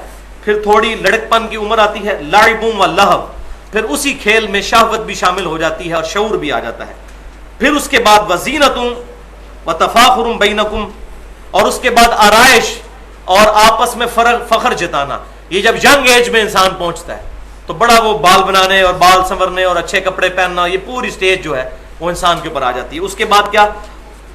وَتَكَاثُرٌ فِي الْأَمْوَالِ، اس کے بعد جب اور پکی عمر کو پہنچتا ہے تو پھر وہ مال کی کثرت جمع کرنے کی کوشش کرتا ہے کہ میرے پاس مال ہونا چاہیے، میرے بڑھاپے کا سہارا بنے، وَالْأَوْلَادِ، اور اس کے اولاد اس کے بڑھاپے کا سہارا بنے۔ تو یہ ہے انسانوں کا لائف سائیکل، اور وہ تھا پودوں کا لائف سائیکل۔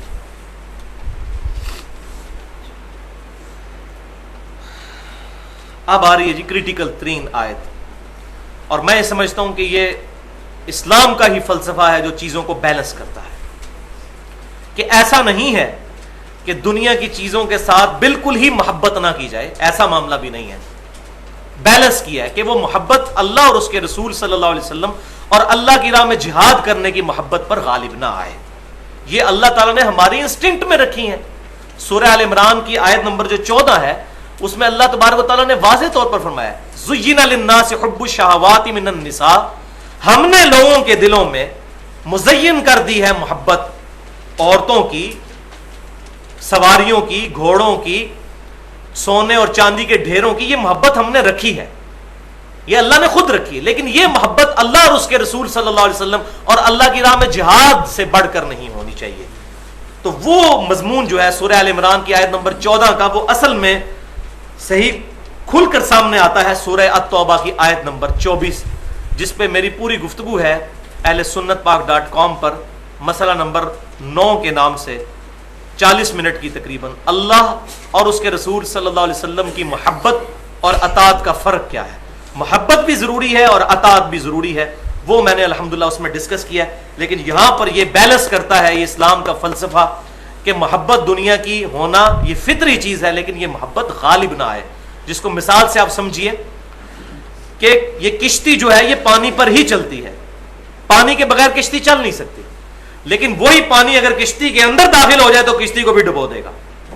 کشتی کے باہر رہے، جتنی اس کی ضرورت ہے اتنا ہی اس کو استعمال کیا جائے تو ٹھیک۔ اسی طریقے سے دنیا میں جتنی چیزیں ہیں ان سے اتنی ہی محبت کی جائے جتنی ضروری ہے دنیا میں رہنے کے لیے، اس سے بڑھ کر ہوگی تو یہ ہماری زندگی دنیا اور آخرت کی کشتی کو ڈبو دے گی۔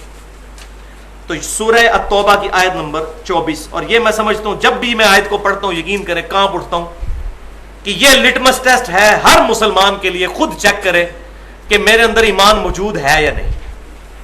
وہ تو مولویوں کا لٹمس ٹیسٹ ہم پہلے پڑھ چکے نا، اب اپنا بھی ہم اپنے آپ کو بھی اس آئینے میں دیکھ لیں۔ بسم اللہ الرحمن الرحیم، قل ان کان آباؤکم، اے محبوب صلی اللہ علیہ وسلم فرما دیجئے کہ اگر تمہارے ماں باپ، و ابناؤکم، اور تمہارے بیٹے اور بیٹیاں اولاد، و اخوانکم، اور تمہارے بہن بھائی، و ازواجکم، اور تمہاری بیویاں، اور بیویوں کے لیے شوہر یعنی اسپاؤس، انگلش میں اسپاؤس لفظ اور عربی میں زوج استعمال ہوتا ہے۔ خاوند کا زوج بیوی ہے اور بیوی کا زوج خاوند۔ و عشیرتکم، اور تمہارے رشتہ دار۔ لو جی کوئی چیز بچی، یہ سارے کے سارے انسانی رشتے ہو گئے۔ اب آ جائیں جو مٹیریلزم والی چیزیں ہیں، وَأَمْوَالُ نِقْتَرَفْتُمُوهَا، اور وہ مال جو تم نے کمائے ہیں بڑی محنت سے، وَتِجَارَةٌ تَخْشَوْنَ كَسَادَهَا، اور وہ تجارت جس کے ماند پڑ جانے کا تمہیں ہر وقت ڈر لگا رہتا ہے کہ کاروبار کہیں میرا ٹھپ نہ ہو جائے، وَمَسَاكِنُ تَرْضَوْنَهَا، اور وہ گھر جن میں تم رہ کر بڑے راضی ہوتے ہو، تمہاری مرضی کی آرائش گاہیں ہیں جو، احب الیکم، اگر ان کی محبت تم پر غالب آ گئی ہے، ان 8 چیزوں کی محبت۔ کون کون سی؟ ماں باپ نمبر 1، نمبر 2 اولاد، نمبر 3 بھائی، نمبر 4 بیویاں، بیویوں کے لیے شوہر، نمبر 5 رشتہ دار، نمبر 6 مال، اور نمبر 7 وہ تجارت جس کے ماند پڑ جانے کا تمہیں ڈر لگا رہتا ہے، اور نمبر 8 وہ مکان جو تمہیں بڑے پسند ہیں. اگر ان 8 چیزوں کی محبت، خدا نہ خواستہ یہ تمام چیزیں تمہیں زیادہ عزیز ہیں من اللہ، اللہ سے، ورسولہ اور اس کے رسول سے، وجہاد فی سبیلہ اور اللہ کی راہ میں جہاد کرنے سے، اور جہاد کا پھر ایپیکس قتال بھی، summum bonum of Islam, highest good of a philosophy is known as summum bonum، اور اسلام کا سمم بونم ہے قتال اس قرآن کی روح سے، جس پہ میں نے 40 منٹ کی گفتگو کی ہے اہل سنت پاک.com پر، مسئلہ نمبر 25 کے نام سے، قتال کی اہمیت اور کلمہ گو اہل قبلہ کی تکفیر کی مذمت، یعنی قتال کی آڑ میں مسلمانوں کو منافق بھی نہ ڈکلیئر کیا جائے. یہ 2 ایکسٹریمز کا رد میں نے اس میں کیا ہے، آج محل نہیں اس پہ بات کرنے کا. فتربصوا، تو اللہ تعالیٰ فرما رہا ہے اگر ان 3 چیزوں سے بڑھ گئیں وہ 8 چیزیں، اللہ اور اس کے رسول صلی اللہ علیہ وسلم اور اللہ کی راہ میں کوشش، اور یہ کوشش تزکیہ نفس سے لے کر قتال تک، یہ ساری کوشش، پورا دین جو ہے وہ کوشش ہی تو ہے. فجر کے وقت اٹھنا کوشش ہے، سردیوں میں ٹھنڈ کے اندر وضو کرنا، غسل کرنا کوشش ہی ہے. یہ تمام اللہ کی راہ میں جو کوششیں ہیں، دعوت و تبلیغ کا کام کوشش ہی ہے. سورۃ الفرقان آیت نمبر 52، وجاہدہم بہ جہادا کبیرا، اے محبوب صلی اللہ علیہ وسلم اس کتاب کے ذریعے بڑا جہاد کیجئے کافروں کے خلاف. تو دعوت الی القرآن یہ بھی جہاد اکبر ہے، اور پھر اس کا ہائیسٹ گڈ ہے کہ انسان ایسا کنوکشن والا ایمان رکھے کہ اپنی جان اپنے رب کے حضور دینے کے لیے قربان ہو جائے اور میدان جنگ میں اتر آئے. وہ اس کی سب سے ہائیسٹ گڈ ہے. تو اللہ تعالیٰ فرما رہا ہے کہ اگر یہ 3 چیزوں کی محبت سے وہ 8 چیزیں دنیا کی بڑھ گئیں، یعنی یہ نہیں کہا کہ ان کی محبت نہ ہو لیکن بڑھے نہ. اب آ رہا ہے گاڑا فتویٰ، فتربصوا، تو انتظار کرو، بلکہ صحیح ترجمہ اس کا بنتا ہے پھر جاؤ دفع ہو جاؤ، انتظار کرو جا کر، حتی یأتی اللہ بامری، یہاں تک کہ اللہ تعالیٰ کی طرف سے کوئی حکم عذاب آ جائے تمہارے لیے، پھر عذاب کے تم مستحق ہو چکے ہو. واللہ لا یہدی القوم الفاسقین، اور اللہ تعالیٰ فاسقوں کو ہدایت نہیں دیتا. ہدایت اس کائنات کی سب سے ایلیٹ چیز ہے، جو خود ہی ہدایت نہیں لینا چاہتا اللہ تعالیٰ اس کو زبردستی کبھی ہدایت نہیں دے گا. جس نے یہ ڈیسیژن ہی نہیں کیا کہ میں نے اللہ کو چوز کرنا ہے یا دنیا کو چوز کرنا ہے، یہ فیصلہ نہیں کیا اس نے، تو پھر وہ اللہ سے ہدایت کا کیا طلبگار ہوگا. سورۃ العنکبوت کی آخری آیت ہے، والذین جاہدوا فینا لنہدینہم سبلنا، جو لوگ ہماری راہ میں کوشش کریں گے ہم ان کے لیے اپنی راہ کو، بغیر کوشش کے کچھ نہیں ہونا، کیونکہ اس کائنات کی سب سے ایلیٹ چیز ایمان ہے، اور آخرت کی کامیابی ہے وہ بغیر محنت کے نہیں آتی.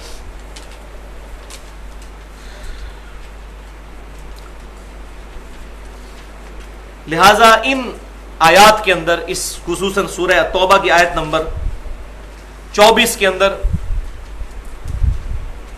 ان فنیٹکس کا بھی رد ہو گیا کہ جو یہ عقیدہ رکھتے ہیں، خصوصاً ہمارے صوفیاء کے طبقے میں، کہ بیوی بچے اولاد سب کو چھوڑ کر جنگلوں میں جا کر عبادت کی جائے. تو اس کے بھی اسلام خلاف ہے. اللہ تعالیٰ فرماتا ہے ان تمام چیزوں کے ساتھ ہی رہنا ہے، لیکن یہ غالب نہ آئے تم پر.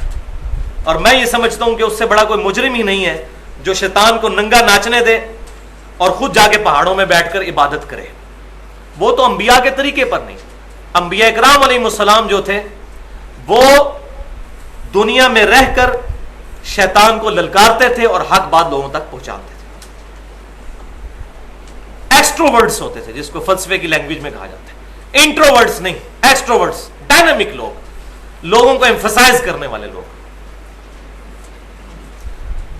اب سیریل نمبر 9 پر موسٹ امیزنگ اور حیران کن آیت ہے قرآن پاک میں، اور میں اس کے لیے ایک سخت لفظ استعمال کروں گا، اس کے بغیر میں سمجھتا نہیں کہ میں کوئی لفظ استعمال کروں کہ وہ آپ پر اثر انداز ہو، کہ بالکل ننگا فلسفہ بیان کر دیا گیا.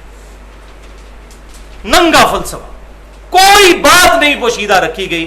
یہ قرآن پاک کی آیت جب بھی میں پڑھتا ہوں، سورہ الزخرف کی آیت نمبر 33 سے لے کر 35 تک، 3 آیات کے اندر بالکل واضح فلسفہ بیان کر دیا گیا ہے دنیا اور آخرت کے اعتبار سے. حیران کن بات ہے کہ اللہ تبارک و تعالیٰ نے کس طریقے سے اس چیز کو بیان کیا ہے.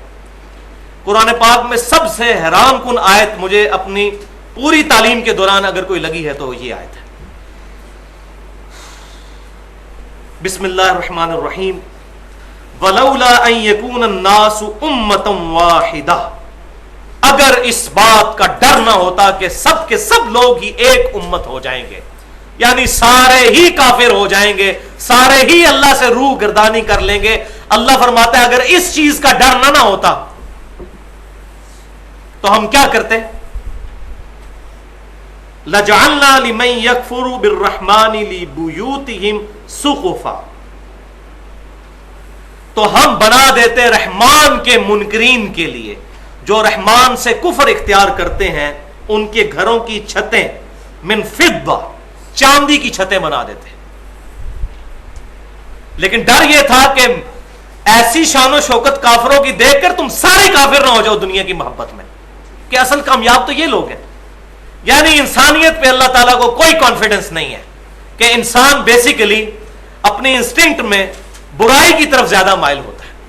اللہ نے تو پیدا کیا تھا لقد خلقنا الانسان فی احسن تقویم، لیکن ساتھ ہی فرما دیا ثم رددناہ اسفل سافلین، خود اترتا ہے. تو اللہ تعالیٰ فرماتا اگر ہمیں یہ ڈر نہ ہوتا کہ سارے ہی کافر ہو جائیں گے، اس چیز کا خدشہ نہ ہوتا، ڈر کی بجائے خدشے کا لفظ زیادہ اپروپریٹ ہے، تو ہم رحمان کے منکرین کے لیے بنا دیتے ان کے گھروں کی چھتیں چاندی کی، وَمَعَارِجَ عَلَيْهَا يَظْهَرُونَ، اور ان کی سیڑھیاں بھی چاندی کی بنا دیتے جن پر وہ چڑھتے. وَلِبُيُوتِهِمْ أَبْوَابًا وَسُرُرًا، اور ان کے گھروں کے دروازے اور تخت بھی، عَلَيْهَا يَتَّكِئُونَ، جس پر وہ تکیہ لگا کر بیٹھتے ہیں، وہ تمام چیزیں ہم چاندی کی بنا دیتے. وَزُخْرُفًا، اور یہ ساری چیزیں سونے کی بھی بنا دیتے. لیکن مسئلہ یہ تھا کہ یہ ہو جاتا تو تم سب کے سب بھی اس طرف چل پڑتے. وَإِن كُلُّ ذَلِكَ لَمَّا مَتَاعُ الْحَيَاةِ الدُّنْيَا، اللہ اکبر کبیرہ، اور یہ ساری کی ساری چیزیں دنیا کا متاع ہے، دنیا کی برتنے کی چیزیں ہیں. وَالْآخِرَةُ عِنْدَ رَبِّكَ لِلْمُتَّقِينَ، اور آخرت تیرے رب کے ہاں تو پرہیزگاروں کے لیے ہے. دنیا کے مال کا مل جانا، دنیا میں بڑا سٹیٹس حاصل ہو جانا، یہ کامیابی نہیں ہے. اصل کامیابی ہے آخرت کی کامیابی. اللہ اکبر کبیر. سیریل نمبر 10 پہ سورۃ النحل آیت نمبر 107، اللہ تعالیٰ فرما رہا ہے یہ منافقین اور یہ کافر لوگ، ان کی اصل بیماری کیا ہے؟ ذالک بانہم مستحب الحیات الدنیا علی الآخرہ، یہ ساری بیماری ان کو اس لیے لگ گئی ہے کہ انہوں نے دنیا کی زندگی سے زیادہ محبت کی ہے آخرت کے مقابلے میں، اس لیے یہ دنیا میں شریعت کو فالو نہیں کرتے، اللہ کے احکامات کی پیروی نہیں کرتے، اس کے رسولوں کی اتباع نہیں کرتے. تو اصل بیماری کیا ہے؟ دنیا کی زندگی سے زیادہ محبت آخرت کے مقابلے میں. اب اس کا سائملٹینیس کنٹراسٹ آ رہا ہے کہ ایمان والے کون لوگ ہیں، مومنین کون ہیں. وہ سیریل نمبر 11 پہ سورہ التوبہ کی آیت نمبر 111، ان اللہ اشترى من المؤمنین انفسهم واموالهم بان لهم الجنہ، بے شک اللہ تعالی نے خرید لیا ہے مومنین کی جانوں کو اور ان کے مالوں کو جنت کے عوض. یعنی مومن اللہ تعالیٰ کے پاس اللہ کے ڈیوائن بینک میں اپنی جان اور مال لگا دے، آخرت میں اللہ تعالیٰ ان کو جنت دے گا. اور اس کے بعد اللہ تبارک و تعالیٰ پھر فرماتا ہے کہ مومنین خوشیاں کریں اس تجارت کے اوپر، اس بیعت کے اوپر. یہ ہے ہماری شرعی بیعت جو اللہ کے ساتھ ہوئی ہوئی ہے. یہ بیعت ہوئی ہوئی ہے. بیعت کہتے ہیں بیچنے کو. یہ تو صوفیاء بیعت کرتے ہیں نا کہ اپنے پیر کے آگے اپنے آپ کو بیچ دینا. وہ تو دنیا میں ایک شخص ہے کہ اللہ کے بہاف پہ اس کی بیعت کی جا سکتی ہے، وہ امام کائنات صلی اللہ علیہ وسلم کی ذات ہے. زندگی موت کی بیعت ان کے ہاتھ پر، یا اس کے بعد امیر المومنین کے ساتھ اللہ اور اس کے رسول کے احکامات کے اندر بیعت کی جائے، وہ بھی مشروط بیعت ہوگی. غیر مشروط بیعت صرف نبی صلی اللہ علیہ وسلم کی، جو دنیا میں اللہ کے ریپریزنٹیٹو ہیں، جن سے غلطی نہیں ہو سکتی. ما ضل صاحبکم وما غوا، تمہارے نبی نہ کبھی بہکے ہیں اور نہ کبھی بہرا چلے ہیں. الحمدللہ. تو اللہ تعالیٰ فرما رہا ہے کہ مومنین خوشیاں منائیں اس بیعت پر کہ اللہ تبارک و تعالیٰ نے ایسا سودا ان کے ساتھ، ایسی بیع کی ہے، ایسا سودا کیا ہے کہ ان کے مال اور ان کی جانوں کے بدلے میں ان کو ہمیشہ کی جنت عطا فرمائے گا انشاءاللہ تعالی۔ اب آ جائیے انشاءاللہ آخری 20 منٹ میں یا 25 منٹ میں یہ بات انشاءاللہ کنکلوڈ ہو جائے گی۔ 17 احادیث ہیں، میں ان کی ڈیٹیل میں نہیں جاؤں گا، صرف احادیث بیان کرتا چلا جاؤں گا۔ یہ احادیث خود ہی سیلف ایکسپلینیٹری ہیں، خود اپنی وضاحت کرتی ہیں۔ یہ 17 کا فگر میں نے اس لیے یوز کیا کہ دن رات میں فرض رکعتوں کی تعداد جو ہے وہ 17 ہے، تو 17 کی نسبت ہے اس میں، اور 17 بھی دو چیزوں کا مجموعہ ہے، 12 جمع 5 وہ بھی دونوں نسبتیں ہیں الحمدللہ۔ تو یہاں یہ بات شروع میں ہی احادیث بیان کرنے سے پہلے سمجھ لیجئے کہ محدثین نے پورے چیپٹرز باندھے ہیں اس ٹاپک پہ جس کو کتاب الرقاق کہا جاتا ہے۔ صحیح بخاری میں بھی چیپٹر ہے کتاب الرقاق کا، اسی طریقے سے جامعہ ترمذی کے اندر بھی موجود ہے، باقی احادیث کی کتابوں میں بھی۔ اردو میں بھی لفظ استعمال ہوتا ہے رقت، یعنی دل کو نرم کرنے والی چیز۔ کتاب الرقاق محدثین کی ٹرم میں ان احادیث کے چیپٹر کو کہتے ہیں جن احادیث کو پڑھ کر انسان کا دل نرم ہو جائے۔ اور واللہ یہ احادیث جب آپ سنیں گے نا، یقین کریں آپ کو فوراً فیل ہوگا، اور الحمدللہ یہ تقریباً ساری ہی صحیح بخاری اور مسلم سے ہیں اکا دکا کے علاوہ، کہ واقعی دل نرم ہوتا ہے۔ اسی طریقے سے کتاب الزہد چیپٹر بھی صحیح مسلم میں موجود ہے، باقی کتابوں میں بھی پوری محدثین نے علیحدہ سے کتابیں لکھی ہیں، اور انہی چیزوں کو پھر صوفیاء نے استعمال کیا۔ لہذا صوفیاء کا جو پہلو دنیا سے زہد والا ہے، اس میں اگر تھوڑی سی وہ غلو نہ کریں تو وہ پہلو بالکل قرآن و سنت کے مطابق ہے، قطع نظر ان کے عقائد اور ان چیزوں کے۔ یہ ان کا ایک پازیٹیو پہلو ہے جس کی وجہ سے دنیا ان کے ساتھ اٹیچ ہوئی۔ تو یہ چیز کوئی تصوف کی نہیں ہے، بلکہ یہ تزکیہ نفس خود ہمارے محبوب امام کائنات سید الاولین والآخرین شفیع المذنبین رحمت للعالمین سیدنا و مولانا امام اعظم محمد رسول اللہ صلی اللہ علیہ وسلم کا خود سکھایا ہوا ہے۔ یہ 17 حدیث میں نے ایک انٹلیکچوئل ترتیب کے ساتھ ترتیب دی ہیں تاکہ وہ ایک سیکوینس کے ساتھ ایک معنی خیز اس کی ترتیب ہو، ہمیں وہ بات سمجھ آتی چلی جائے۔ ان حدیث کو بیان کرنے سے پہلے ایک دفعہ دروشی پڑھ لیجئے۔ اللہم صلی علی محمد وعلی آل محمد کما صلیت علی ابراہیم وعلی آل ابراہیم انک حمید مجید، اللہم بارک علی محمد وعلی آل محمد کما بارکت علی ابراہیم وعلی آل ابراہیم انک حمید مجید۔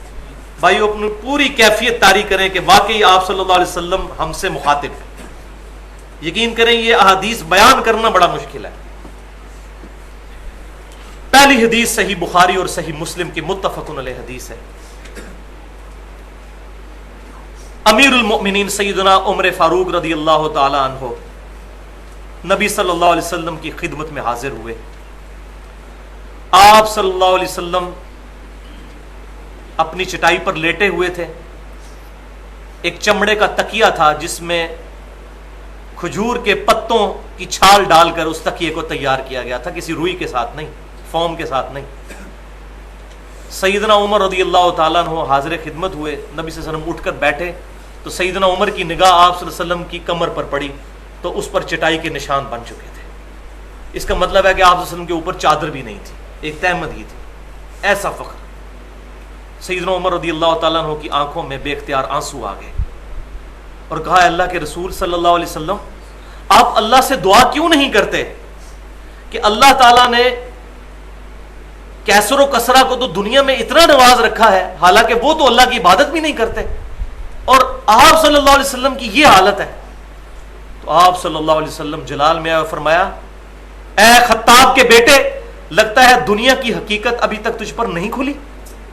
اور بھائیو سیدنا عمر، ہم تو کسی کھاتے میں نہیں ہیں، فرمایا لگتا ہے دنیا کی حقیقت ابھی تک تم پر نہیں کھلی۔ اللہ تبارک و تعالیٰ نے ان کافروں کو جو کچھ دینا تھا اسی دنیا میں دے دیا۔ کیا تم اس بات پر راضی نہیں کہ کیسر و کسرا دنیا کے مزے لوٹے ہونا اور ہم آخرت کی سعادتیں حاصل کریں؟ تم چاہتے ہو وہ سعادتیں ہمیں یہی مل جائیں، آخرت میں ہمارا حصہ کوئی نہ ہو۔ اللہ اکبر۔ دوسری حدیث بھی صحیح بخاری اور مسلم کی متفق علیہ حدیث، نبی صلی اللہ علیہ وسلم کی دعا کیا کرتے، اے اللہ محمد اور آل محمد صلی اللہ علیہ وسلم کو بس اتنا ہی رزق دینا کہ ان کی روح اور جسم کا رشتہ برقرار رہے، بقدر کفایت، بس اس سے زیادہ مجھے رزق نہیں چاہیے، دنیا کا مال نہیں چاہیے۔ اور یہ خالی دعا نہیں، پریکٹیکلی بھی ہے۔ وہ اگلی حدیث، تیسری حدیث صحیح بخاری اور مسلم کی متفق علیہ حدیث، اما عائشہ رضی اللہ تعالی عنہ فرماتی ہیں کہ محمد اور آل محمد صلی اللہ علیہ وآلہ وسلم پر بعض اوقات 1 ماہ، بعض اوقات 2 ماہ اور بعض اوقات 3 ماہ ایسے گزر جاتے کہ ہمارے گھروں میں چولہا نہیں جلتا تھا، 2 کالی چیزوں پر گزارا ہوتا تھا، ایک کھجور اور دوسرا پانی۔ غلامی رسول میں موت بھی قبول ہے، فاقے قبول نہیں ہے۔ آرام خوری کر کے پیٹ کو بھرنا ہے اور اپنی اولاد اور بیویوں کی ناجائز خواہشات کو پورا کرنا ہے، کیونکہ غلامی رسول میں موت قبول ہے، باقی کچھ بھی قبول نہیں ہے، کیونکہ موت تو کسی نے مانگنی نہیں ہے، تو لہذا زبانی دعویٰ کر لینے میں آسانی ہے۔ فجر کی نماز جماعت کے ساتھ قبول نہیں، کیونکہ وہ تو روزانہ پڑھنی پڑے گی۔ چوتھی حدیث صحیح بخاری کی، آپ صلی اللہ علیہ وسلم کی تعلیم بھی اپنے صحابہ کو دیکھیں کیا ہے۔ ابن عمر رضی اللہ تعالیٰ عنہ کہتے ہیں نبی صلی اللہ علیہ وسلم نے میرا جسم پکڑ کے جھنجھوڑتے ہوئے ارشاد فرمایا، اے ابن عمر، دنیا میں ایک مسافر اور راہگیر کی طرح رہو اور اپنے آپ کو مردوں میں شمار کرو کہ بس آج موت آئی کہ آئی۔ پانچویں حدیث صحیح بخاری اور مسلم کی متفق علیہ حدیث، آپ صلی اللہ علیہ وسلم نے فرمایا، اللہ کی قسم مجھے اپنے بعد تم سے فقر و فاقہ کا خدشہ نہیں کہ تم پر بھوک آ جائے گی، مجھے اس چیز کا ڈر ہے کہ دنیا کی دولت تم پر کھول دی جائے گی اور پھر تم اس دنیا کی محبت میں اسی طرح مبتلا ہو جاؤ گے جس طرح تم سے پہلے لوگ مبتلا ہو گئے، اور یہ تمہیں بھی تباہ کر دے گی جس طرح پہلے لوگوں کو تباہ کر دیا تھا۔ وَلِعَاذُ بِاللَّهِ تعالی۔ اور آج پریکٹیکلی ہمیں نظر بھی آ رہا ہے۔ اور اسی کانٹیکسٹ میں بخاری اور مسلم کی متفق علیہ حدیث ہے، وہ دوسری جو آپ صلی اللہ علیہ وسلم نے اپنی وفات سے 1 مہینے پہلے غزوہ احد کے شہداء پر دوبارہ سے نماز جنازہ پڑھی، اور وہاں پر جو اپنی وفات سے 1 مہینے پہلے خطبہ دیا اور فرمایا، دیکھنا میرے بعد کافر نہ ہو جانا کہ ایک دوسرے کی گردنیں مارنے لگو، مجھے اپنے بعد تم سے شرک کا خدشہ نہیں، مگر مجھے اس چیز کا ڈر ہے کہ تم دنیا کے مال میں پھنس جاؤ گے اور پھر اسی کی لالچ میں ایک دوسرے کو قتل کرو گے اور تم بھی ہلاک ہو جاؤ گے جس طرح تم سے پہلے لوگ ہلاک ہو گئے۔ بولے اعوذ باللہ۔ اور یہ ہوا حضور کی وفات کے فوراً بعد یہ معاملات شروع ہو گئے۔ یہ بعض لوگ کہتے ہیں یہ حدیث جو ہے وہ صحابہ کرام علیہم رضوان کے بارے میں نہیں ہے، امت کے بارے میں ہے، اور اس کی آڑ میں وہ کہتے ہیں جی امت شرک کرے گی نہیں، کیونکہ حضور نے فرما دیا صلی اللہ علیہ وسلم مجھے تم سے خدشہ نہیں شرک کا۔ تو یہ بات سمجھ لیجئے، یہاں پر میں نے اس پہ پوری گفتگو کی ہے 25 منٹ کی ahlsunnatpak.com پر، مسئلہ نمبر 8 کے نام سے، کیا کلمہ گو مسلمان بھی شرک کر سکتا ہے؟ بالکل کر سکتا ہے۔ یہ صحابہ کے بارے میں بھی ہے اور پوری امت کے بارے میں بھی ہے۔ صحابہ کو فرمایا مجھے تم سے شرک کا خدشہ نہیں، اور صحابہ کے پیٹرن پہ قیامت تک ایک گروہ شرک سے محفوظ رہے گا جو صحابہ کے پیٹرن پر ہوں گے، لیکن فرمایا دنیا کے مال میں پھنس جاؤ گے، اور صحابہ کرام کے ساتھ ایسے معاملات ہوئے۔ وہ آج ٹاپک نہیں ہے، لیکن ان کی برائیاں کم تھیں، ان کی نیکیاں اور اسلام کے لیے خدمات ان پر غالب تھیں، اس لیے ہم ان کے لیے دعائے رحمت ہی کرتے ہیں، اللہ تعالیٰ ان کی غلطیوں کو معاف کرے۔ ہم رضی اللہ عنہ کہتے ہیں ان کے لیے، ان کے نیک اعمال ان کی غلطیوں پر بھاری تھے، لیکن یہ معاملات ہوئے، وہ خود مانتے ہیں صحابہ کے ہمارے ساتھ ایسے معاملات ہوئے۔ بخاری مسلم میں کئی احادیث ہیں، وہ آج ٹاپک نہیں ہے ورنہ میں بیان کرتا، لیکن شرک میں مبتلا نہیں ہوئے، اور اسی پیٹرن پہ ایک گروہ قیامت تک دنیا پرستی میں تو شکار ہو سکتا ہے، شرک میں نہیں ہو سکتا ایک گروہ، کیونکہ بخاری اور مسلم کی متفق علیہ حدیث ہے میری امت کا ایک گروہ قیامت تک حق پر قائم رہے گا، اور جامع ترمذی اور سنن ابی داؤد کے اندر موجود ہے میری امت کے 72 فرقے جو ہے دوزخ میں جائیں گے، ایک گروہ جو ہے وہ جنت میں جائے گا۔ آپ خود فرما رہے ہیں صلی اللہ علیہ وسلم کے 72 دوزخ میں ہیں اور ایک حق پر ہے، لہذا شرک سے بچنے کی بشارت بھی ایک گروہ کو ہی ہے۔ چھٹی حدیث جامع ترمذی کی صحیح حدیث، آپ صلی اللہ علیہ وسلم نے فرمایا ہر امت کا کوئی نہ کوئی فتنہ ہے اور میری امت کا فتنہ مال ہے، اور سارا تانا بانا اسی کے گرد گھوم رہا ہے۔ اس مال کی محبت نے ہی لوگوں کو یہاں تک پہنچایا کہ انسانوں میں غلط نظریات کو پروپیگیٹ کرتے ہیں. مال کی محبت ہے. اور میں پھر وہی بات کروں گا, شاید آپ کو بری لگے کہ یہ علماء مال کی محبت کی وجہ سے تو حق بات نہیں بتا رہے. ایک بریلوی مکتبہ فکر یا دیوبندی مکتبہ فکر کہ مسجد کا امام یا خطیب اگر جمعے کے دن خطبے میں بتا دے کہ صحیح بخاری اور صحیح مسلم میں نماز کا طریقہ کیا لکھا ہوا ہے, تو مسجد کمیٹی 2 منٹ میں اس کو فارغ کر دے گی. اس کے بال بچوں کا خرچہ کون اٹھائے گا؟ وہ تو یہی سوچے گا کیسے حق بات کرے گا. اسی طریقے سے ایک اہل حدیث مکتبہ فکر سے تعلق رکھنے والا عالم اگر ایک جمعہ اس بات پر پڑھا دے کہ ننگے سر نماز ہو تو جاتی ہے لیکن یہ خلاف سنت ہے, کیوں اپنے ثواب میں کمی کرتے ہو؟ اہل حدیث اور اہل سنت تو وہ ہوتا ہے جو ہر سنت پر عمل کرے. ہمیں تو پگڑی بھی باندھنی چاہیے, ہمیں سر پر چادر رکھنی چاہیے, کم از کم ٹوپی رکھنی چاہیے. تو لوگ کہیں گے یہ تو بریلویوں والی باتیں شروع کر دی. اسی طریقے سے ایک اہل تشیع کا ذاکر اگر ممبر پر کھڑا ہو کر یہ بات کر دے کہ جب خود مولا علی, مولا سے مراد محبوب, جو صحیح حدیث ہے جامعہ ترمذی میں, جس کا مولا میں اس کا مولا علی. ہم اپنے مولویوں کو بھی مولانا کہہ رہے ہوتے ہیں نا, وہ مشکل کشا تو نہیں کہہ رہے ہوتے مولانا فلاں, ہمارے دلی محبوب. تو مولا علی رضی اللہ تعالیٰ عنہ نے جب خود سیدنا ابوبکر, عمر اور عثمان رضی اللہ عنہم اجمعین کی بیعت کر لی. تم شاہ سے زیادہ شاہ کے وفادار بنتے ہو کہ اپنی زبانیں, ناپاک زبانیں خلفائے راشدین کے بارے میں کھولتے ہو. تو کہیں گے لوڈی یہ تو پاگل ہو گیا, تو گیا, یہ تو کام سے گیا, کمیٹی اٹھا کے پرے مارے گی. یہ سارا کچھ تانا بانا دنیا کی محبت اور مال کی محبت ہے. 7ویں حدیث صحیح بخاری اور مسلم کی متفق علیہ حدیث ہے. آپ صلی اللہ علیہ وسلم نے بیان فرمایا اگر انسان کے پاس 2 وادیاں ہوں مال کی تو انسان اتنا لالچی ہے کہ وہ کہے گا میرے پاس تیسری وادی بھی آ جائے, اس کا پیٹ صرف قبر کی مٹی بھرے گی. کتنی سخت بات ہے, توبہ توبہ توبہ. اس کا پیٹ مال سے تو بھر ہی نہیں سکتا, قبر کی مٹی اس کا پیٹ بھرے گی. اور ساتھ ہی فرمایا اللہ توبہ کرنے والوں کی توبہ قبول کرتا ہے. یعنی جو کسی بھی وقت چاہے اپنے رب کی طرف پلٹ آئے تو ہم مائل بکرم ہیں, کوئی سائل ہی نہیں, راہ دکھلائیں کسے راہ روے منزل ہی نہیں. 8ویں حدیث صحیح مسلم کی. اللہ اکبر. نبی صلی اللہ علیہ وسلم نے سورہ التکاثر کی تلاوت فرمائی صحیح مسلم میں. مال کے اوپر پرٹیکولر یہ ضربہ سنام ہے, قرآن کا ایپیکس ہے. الہاکم التکاثر, تمہیں ہلاک کر دیا مال کی کثرت نے. مال مال مال حتی زرتم المقابر, یہاں تک کہ تم نے قبروں کا منہ دیکھ لیا, قبر تک پہنچ گئے لیکن مال کی محبت ختم نہیں. کلا سوف تعلمون, کیوں نہیں, ان قریب تمہیں علم ہو جائے گا. ثم کلا سوف تعلمون, پھر ان قریب تمہیں علم ہو جائے گا. کلا لو تعلمون علم الیقین, اور کاش یہ یقین والا علم تمہیں اس دنیا میں ہی حاصل ہو جاتا, تم دنیا کے مال میں نہ پستے. لترون الجحیم, تم ضرور دیکھو گے اس دوزخ کو جس کا تمہیں ڈرایا جا رہا ہے نا. وہ آیات پڑھ چکے کہ جو لوگ حرام کھاتے ہیں اپنے پیٹوں میں دوزخ کی آگ بھر رہے ہیں. ثم لترونها عین الیقین, پھر اس دن تمہیں یقین آ جائے گا اس دوزخ کے اوپر.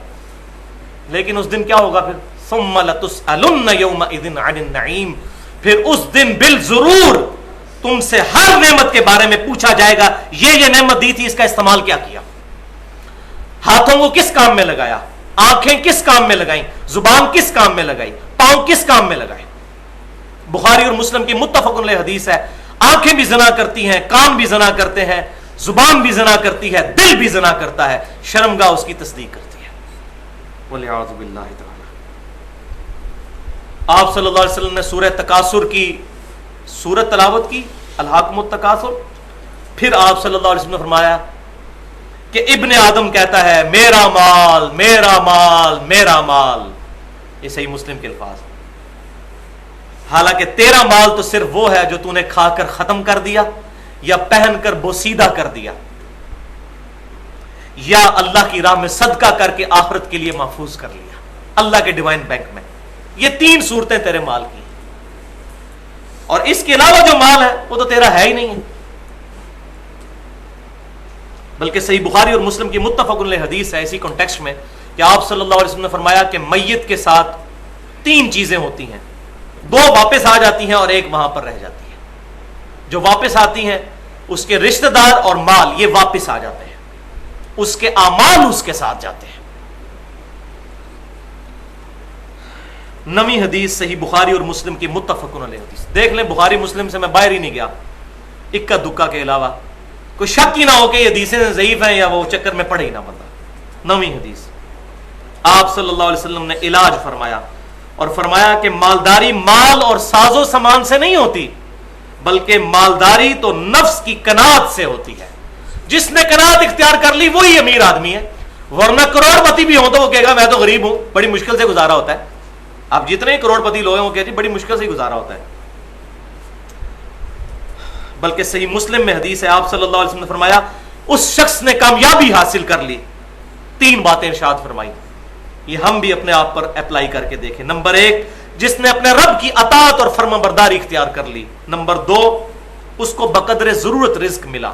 اور نمبر 3, جو رزق اسے ملا بس اسی پر اس نے قناعت کر لی. یہ نہیں ہے کہ ضرورت سے زیادہ چیزیں حاصل کرنے کے لیے حلال اور حرام کی تمیز گنوا دی.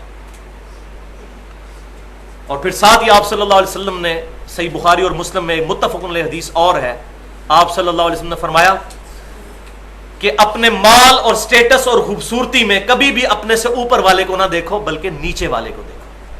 اور صحیح مسلم میں حدیث ہے کہ آپ صلی اللہ علیہ وسلم نے فرمایا ہمیشہ اپنے سے کم تر کو دیکھو, یہی ایک ذریعہ ہے جس کے ذریعے تم اللہ کی عطا کردہ نعمتوں کا شکر بجا لاؤ گے, ورنہ تو ناشکرے ہو جاؤ گے. دیکھو کہ میں کروڑوں اربوں سے بہتر ہوں. دنیا میں لاکھوں لوگ ہیں جن کی آنکھیں نہیں ہیں, اگر آنکھیں ہیں تو میں لاکھوں سے بہتر ہوں. اس طرح ایک ایک نعمت کے اوپر غور و تفکر کریں تو اللہ تعالیٰ کی نعمتوں کا شکر ادا کرنے کو دل کرے گا. 10ویں حدیث صحیح بخاری میں آپ صلی اللہ علیہ وسلم نے فرمایا 2 چیزیں ایسی ہیں, اللہ اکبر, کنکلوڈ کر دی بات, 2 چیزیں ایسی ہیں جس کے بارے میں اکثریت غفلت کا شکار ہے, انڈر ایسٹیمیٹ کرتی ہے. نمبر 1 صحت اور نمبر 2 فراغت. صحت کو یوٹیلائز نہیں کرتی اور جو وقت ہوتا ہے اس کو یوٹیلائز نہیں. یہ 2 نعمتیں اللہ نے ایسی دی ہیں کہ اکثریت اس سے غافل ہے. اور اسی کی ایکسپلینیشن المستدرک للحاکم میں وہ مشہور حدیث ہے جو اکثر ہم پڑھتے ہیں, اور میں یہ سمجھتا ہوں کہ یہ پوری زندگی کے لیے ایک فریم آف ریفرنس یہ حدیث طے کرتی ہے. صحیح سند کے ساتھ المستدرک للحاکم میں ہے, آپ صلی اللہ علیہ وسلم نے ایک صحابی کو نصیحت کرتے ہوئے ارشاد فرمایا 5 چیزوں کو 5 چیزوں سے پہلے غنیمت سمجھو. نمبر 1, جوانی کو غنیمت سمجھو بڑھاپے سے پہلے. بڑھاپا آ گیا تو دل بھی کرے گا لیکن جسم ساتھ نہیں دے گا عبادت کرنے پہ, اللہ تعالیٰ کی راہ میں کوشش کرنا. دوسرا, صحت کو بیماری سے پہلے. تیسرا, مال کو محتاجی سے پہلے, اللہ کی راہ میں خرچ کرو. نمبر 4, فراغت کو مصروفیت سے پہلے. اور نمبر 5, یہ کنکلوڈنگ بات ہے, زندگی کو موت سے پہلے. اب مجھے بتائیں کسی کو پتہ ہے کہ اس کی موت کب آئے گی؟ یعنی جو زندگی ہے اسی وقت اس کو یوٹیلائز کر کے آج ہی ڈیسیژن کریں گے کھٹا لینا ہے یا میٹھا. مجھے اپنے استاد کی وہ بات یاد آ گئی, اشفاق احمد صاحب کی. ان سے کسی نے پوچھا کہ بتائیے کہ اللہ کے راستے پر چلنا یہ تو بڑا مشکل ہے, اس کے لیے تو بڑی ایفرٹ کرنی پڑتی ہے. تو انہوں نے کہا کہ نہیں بھائی, اس کے لیے صرف ایک فیصلے کی ضرورت ہے کہ کھٹا لینا ہے یا میٹھا. طلب سچی ہو اور پیاس جان لیوا ہو تو ہادی اور رہبر خود بخود چل کے تمہارے گھر تک آ جائے گا. طلب سچی ہونی چاہیے, اللہ تبارک و تعالیٰ خود آپ تک رہبر کو پہنچائے گا یا آپ کو اس شخص تک پہنچا دے گا جو آپ کو کتاب و سنت کے راستے پر چلائے گا. طلب سچی ہونی چاہیے. واقعی ایک فیصلہ ہے, اور میں یہ سمجھتا ہوں یہ ایک فیصلہ انسان کی پوری زندگی پر حاوی ہے, جس ایک لمحے میں ہم یہ ڈیسائیڈ کرتے ہیں کہ کھٹا لینا ہے میٹھا. اللہ اکبر. 10ویں حدیث, 10ویں بیان ہو چکی, 11ویں حدیث. اب یہ آخری 7 حدیثیں بالکل ایکسپلور کریں گی اس ایشو کو. صحیح مسلم کی, نبی صلی اللہ علیہ وسلم نے فرمایا اللہ کی قسم دنیا کی زندگی آخرت کے مقابلے پر بس اتنی ہے کہ تم میں سے کوئی شخص سمندر میں اپنی انگلی ڈبوئے اور دیکھے اس انگلی کے ساتھ کتنا پانی لگا. یہ دنیا کی زندگی اور سمندر کی زندگی آخرت کی زندگی نہ ختم ہونے والی, کوئی کمپیریزن ہی نہیں ان دونوں کا.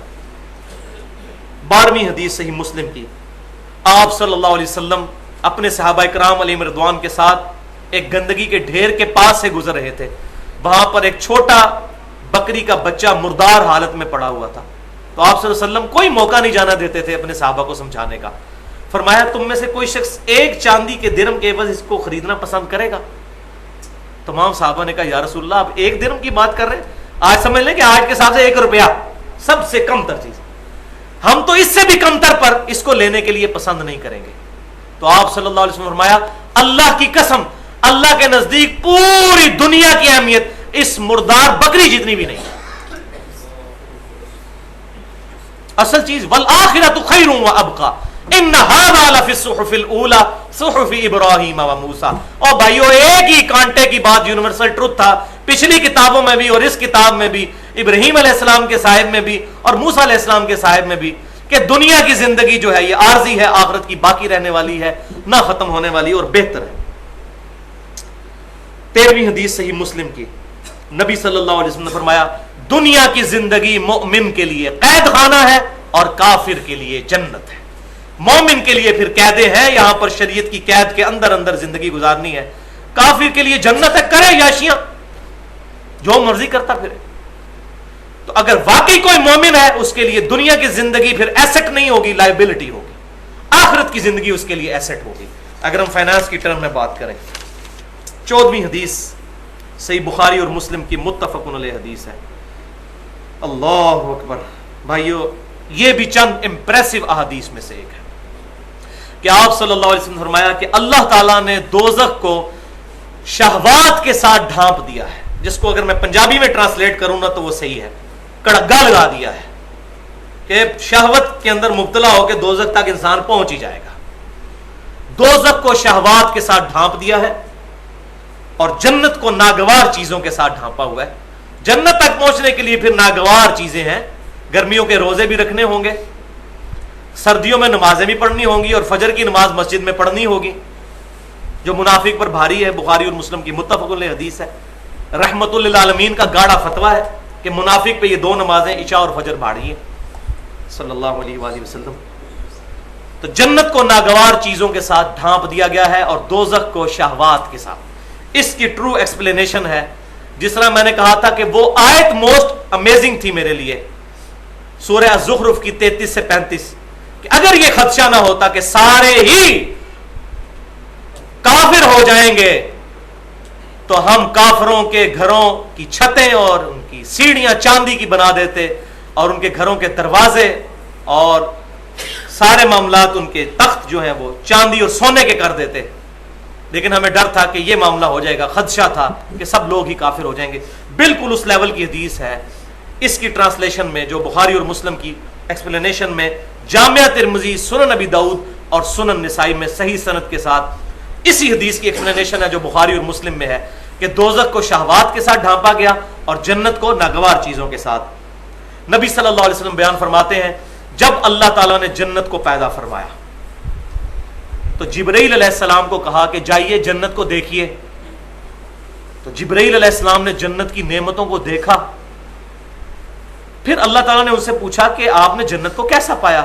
انہوں نے کہا یا اللہ جنت تو اتنی خوبصورت رہنے کی جگہ ہے کہ میں نہیں سمجھتا کہ کوئی شخص ایک دفعہ بھی اس کے بارے میں سن لے تو تیری عزت کی قسم میں نہیں سمجھتا کہ وہ اس جنت میں آنے کی کوشش نہ کرے. اللہ تعالیٰ نے فرمایا اچھا اب جا کر ذرا جنت کو دیکھو. وہ پھر جنت کے لیے وزٹ کیا انہوں نے, تو جنت کو اللہ تبارک و تعالیٰ نے ناگوار چیزوں سے ڈھانپ دیا, شریعت کی پابندیوں کے ساتھ. نماز بھی پڑھنی ہوگی سردیوں میں, گرمیوں کے روزے بھی رکھنے ہوں گے, اور جب کبھی موقع آیا تو اپنی جان بھی قتال میں اللہ کے حضور پیش کرنی ہوگی. مرنا سوکھ ہے, بڑا اوکھ ہے. تو جبرائیل علیہ السلام نے واپسی پر صحیح کومنٹس دیے, ایکسپرٹ اوپینین جس کو کہتے ہیں انگلش میں, کہا کہ اے اللہ مجھے نہیں لگتا اب کوئی بندہ جنت تک پہنچ سکے گا, اتنی ہرڈز رکھ دی ہیں یہ ساری شریعت کی پابندیاں, شاید ہی کوئی جنت تک پہنچ سکے. پھر اللہ تعالیٰ نے دوزخ کو پیدا فرمایا اور جبرائیل علیہ السلام سے کہا کہ جائیے دوزخ کو وزٹ کیجئے. دوزخ کی طرف گئے, اس کے عذاب کو دیکھا, واپس آ کے کہا اے اللہ تیری عزت کی قسم میں نہیں سمجھتا کہ جو بندہ ایک دفعہ بھی دوزخ کے بارے میں سن لے گا وہ کبھی بھی کوئی ایسا کام کرے کہ وہ دوزخ تک پہنچے. اللہ تعالیٰ نے فرمایا اچھا اب ذرا دوزخ کی طرف جاؤ. تو دوزخ کو اللہ تعالیٰ نے دنیا کی لذتیں اور شہوات ان چیزوں کے ساتھ ڈھانپ دیا. جب وہ وہاں پر گئے انہوں نے کہا یا اللہ تیری عزت کی قسم مجھے نہیں لگتا کہ اب کوئی بندہ اس دوزخ سے بچ سکے گا.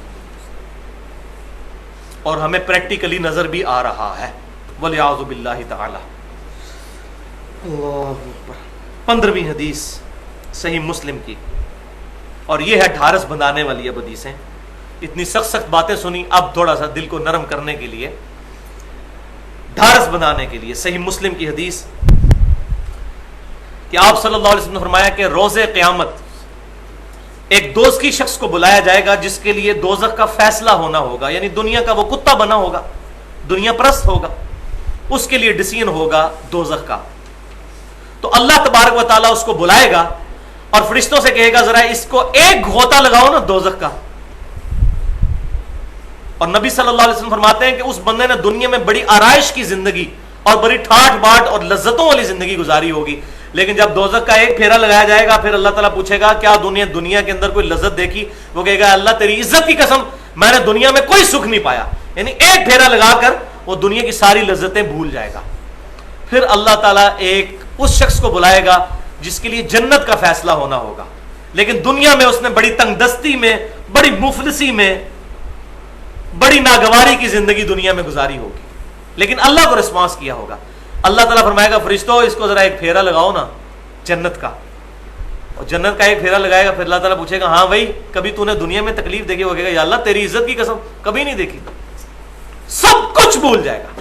اور یہ دنیا میں بھی ہے, یقین کریں میں خود اپنے اوپر بھی یہ دیکھتا ہوں, آپ بھی, کہ جب ہم لوگ کالج میں, اسکول میں, یونیورسٹیز میں پڑھتے رہے تو بڑی محنت کر کے پیپروں کی تیاری کرتے تھے, راتوں کو بھی جاگنا پڑتا تھا, بڑی تکلیف بھی اٹھانی پڑتی تھی, لیکن جیسے ہی رزلٹ میں پوزیشن آ جاتی تھی تو ساری تکلیفیں بھول جاتے تھے. اب مجھے اگر پوچھے تو مجھے اپنے یونیورسٹی کی ہاسٹل لائف 5 سال کی کوئی یاد نہیں ہے. ہاں اس وقت تو 5 سال لگتا تھا, 50 سال ہے ختم ہی نہیں ہو گئے, کیونکہ جب انسان کو انعام مل جاتا ہے تو انسان ساری مشکلات اور پریشانیاں پرانی بھول جاتا ہے. تو یہی ہونا ہے کہ قیامت والے دن جب وہ چیز ہونی ہے تو بالکل واضح, اور اس کو میں ایک ایگزامپل سے واضح کروں تو بات کھل کر سامنے آئے گی. اور یہ پرٹیکولر اللہ تعالیٰ نے میرے دماغ میں ایگزامپل ڈالی اور میں کافی دفعہ بیان کر چکا ہوں, بڑی امپریسو ہے اسی بات کو ایکسپلین کرنے کے لیے کہ اگر گورنمنٹ آف پاکستان کی طرف سے یہ اناؤنسمنٹ ہو کہ جو شخص ہمارے اس جہلم شہر کے اسٹیشن سے لاہور تک 3 گھنٹے کا سفر ٹرین میں کھڑے ہو کر کرے گا, لاہور پہنچتے ہی اس کی پوری زندگی کا خرچہ گورنمنٹ آف پاکستان اٹھائے گی, اس کے بچوں کی تعلیم کا خرچہ گورنمنٹ آف پاکستان اٹھائے گی, اس کی بیماری میں ہاسپٹل کا خرچہ گورنمنٹ آف پاکستان اٹھائے گی, اس کی رہائش, باقی سارے کے سارے معاملات گورنمنٹ آف پاکستان اٹھائے گی, اس کو کوئی تکلیف نہیں فائنینشلی آئے گی. تو کیا خیال ہے ہم میں سے کتنے لوگ تیار ہوں گے؟ لوگ کہیں گے جی ٹرین میں الٹے لٹک کر بھی جانا پڑے, 3 گھنٹے کا تو سفر ہے, پھر موجیں ہی موجاں. تو بھائیو یہ بھی زندگی چند سالوں کی زندگی ہے, پھر تو موجیں ہی موجاں. کیوں کہ دنیا میں اگر کسی کی ایوریج 60 سال عمر ہے اس میں سے بھی 20 سال سو کر ہی گزر جاتے ہیں. 20 سال جو ہیں اس میں سے لڑکپن میں گزر گئے, باقی بچے 20 سال, اس میں بھی اگر نمازوں کے ٹائمنگ نکالیں تو میں نے کیلکولیٹ کیا 2.5-3 سال سے زیادہ نہیں بنتے 60 سالہ زندگی میں. اور باقی تو نارمل چیزیں ہیں جو انسان نے ویسے بھی زندگی میں کرنی ہوتی ہیں, ٹوائلٹ جانا ہوتا ہے, کھانا کھانا ہوتا ہے, اسی میں سنت کے مطابق عمل کر لیا جائے, وہ روٹین کی چیزیں ہیں. جو ایکسٹرا ایفرٹ کرنی پڑتی ہے وہ 2.5-3 سال, اور قیامت کی زندگی کے ساتھ ہماری 60 سال کی بھی زندگی کمپیئر کی جائے تو 3 منٹ کی بھی زندگی نہیں بنتی, کیونکہ قیامت کا دن 50,000 سال کا دن ہے. اور آخرت تو آپ چھوڑ دیں, جنت اور دوزخ کی زندگی. اللہ اکبر کبیرہ والحمد للہ کثیرہ وسبحان اللہ بکرۃ واصیلا. 16ویں حدیث صحیح بخاری اور مسلم کی متفق علیہ حدیث ہے, اور یہ حدیث قدسی ہے. اللہ تعالیٰ فرماتا ہے کہ میں نے اپنے نیک بندوں کے لیے, ساتھ نیک کہا ہے خالی بندے نہیں, اپنے نیک بندوں کے لیے وہ نعمتیں تیار کر رکھی ہیں جو نہ کسی آنکھ نے دیکھی, نہ کسی کان نے سنی, اور نہ کسی کے دل پر ان کا کھٹکا گزرا. پھر آپ صلی اللہ علیہ وسلم نے یہ حدیث قدسی بیان کر کے اس کے ثبوت میں قرآن پاک میں سورہ الف لام میم السجدہ پارہ نمبر 21 کی آیت نمبر 17 بھی تلاوت فرمائی. بسم اللہ الرحمن الرحیم. فلا تعلم نفس ما اخفی لهم من قرۃ اعین جزاء بما كانوا يعملون تو کوئی جان نہیں جانتی کہ اس کی آنکھوں کی ٹھنڈک اللہ نے کیا چھپا کر رکھی ہے قیامت والے دن اس کے اعمال کے بدلے میں. جزاء بما کانوا یعملون. اعمال کے بغیر کچھ نہیں بننا. خالی دودھ پینے والا مجنون نہیں, اعمال بھی کرنے ہوں گے. اللہ اکبر. اور آخری حدیث صحیح مسلم کی 17ویں حدیث, اسی جنت کی نعمتوں کا ایک صرف سمجھیں کہ ایریل ویو. ویسے میرا مشورہ یہ ہے کہ صحیح مسلم میں ایک پورا چیپٹر ہے 3 اور آخری جلد کے اندر, جنت اور اس کی نعمتوں کا بیان. اور میں یہ سمجھتا ہوں کہ امام مسلم بن حجاج قشیری رحمۃ اللہ علیہ المتوفا 261 ہجری نے جو جنت کے حوالے سے احادیث جمع کی ہیں, کسی اور محدث نے اس لیول کی احادیث نہیں جمع کی. صحیح مسلم میں آخر میں جا کر آتا ہے جنت اور اس کی نعمتوں کا بیان. یہ جس کے پاس صحیح مسلم نہیں وہ لے اور اس کو آج ہی جا کر پڑھے تو یقین کریں انسان کا دل کرتا ہے ابھی جنت میں پہنچ جائے. صحیح مسلم اس لیے کہہ رہا ہوں کہ صحیح اور ضعیف والا چکر بھی نہیں رہے گا. ان میں سے ایک حدیث میں نے یہاں پر آخر میں رکھی ہوئی تھی. صحیح مسلم میں حدیث ہے, نبی صلی اللہ علیہ وسلم نے فرمایا جب جنتی جنت میں داخل ہوں گے تو اللہ تعالیٰ کی طرف سے ایک ندا کی جائے گی جس میں 4 خوشخبریاں ہوں گی. یہ انیشل مہمان نوازی ہے, انیشل مبارکباد کے طور پر. کیا جنتیوں, تم ہمیشہ صحت مند رہو گے, کبھی بیمار نہیں پڑو گے. نمبر 2, تم ہمیشہ زندہ رہو گے, کبھی موت نہیں آئے گی. نمبر 3, تم ہمیشہ جوان رہو گے, کبھی بوڑھے نہیں ہوگے. اور نمبر 4, تم ہمیشہ خوشحال رہو گے اور کبھی بدحال نہیں ہوگے. اور پھر باقی بخاری اور مسلم میں پھر درجنوں حدیثیں ہیں کہ سب سے بڑی رضا یہ کہ اللہ کی رضا نصیب ہوگی, اللہ کا دیدار نصیب ہوگا, اللہ کے انبیاء کرام علیہ السلام کا دیدار نصیب ہوگا. اور ان تمام چیزوں میں سب سے بڑھ کر چیز وہ اللہ کا دیدار ہے جنت میں, اور وہ جنت میں ہی ملنا ہے, جنت سے باہر نہیں ملنا. اس تک رسائی حاصل کرنے کے لیے جنتیوں والے کام بھی کرنے ہوں گے. آج کے لیکچر کے اینڈ پہ میں وہ دعا کروں گا جو بخاری اور مسلم کی متفق علیہ حدیث ہے. سیدنا انس بن مالک رضی اللہ تعالیٰ عنہ جنہوں نے 10 سال تک آپ صلی اللہ علیہ وسلم کو وضو کروایا اور آپ صلی اللہ علیہ وسلم کی وفات کے بعد 82 سال تک زندہ رہے, 93 ہجری میں مدینہ شریف میں فوت ہوئے. اور کثرت کے ساتھ احادیث روایت کرنے والے صحابہ میں سیدنا ابو ہریرہ اور عبداللہ بن عمر کے بعد تیسرے نمبر پر سیدنا انس بن مالک رضی اللہ تعالی عنہم اجمعین کا نام آتا ہے, حضور کے گھر کے فرد کی حیثیت سے. یعنی آپ صلی اللہ علیہ وسلم کی لائف کو سب سے زیادہ آبزرو کرنے والے. 10 سال کے بچے تھے, حضور کی خدمت میں حاضر ہوئے. جب حضور کی دنیا سے وفات ہوئی تو ان کی عمر بمشکل 20 سال تھی, یعنی داڑھی مچھ بھی نہیں نکلی ہوئی تھی.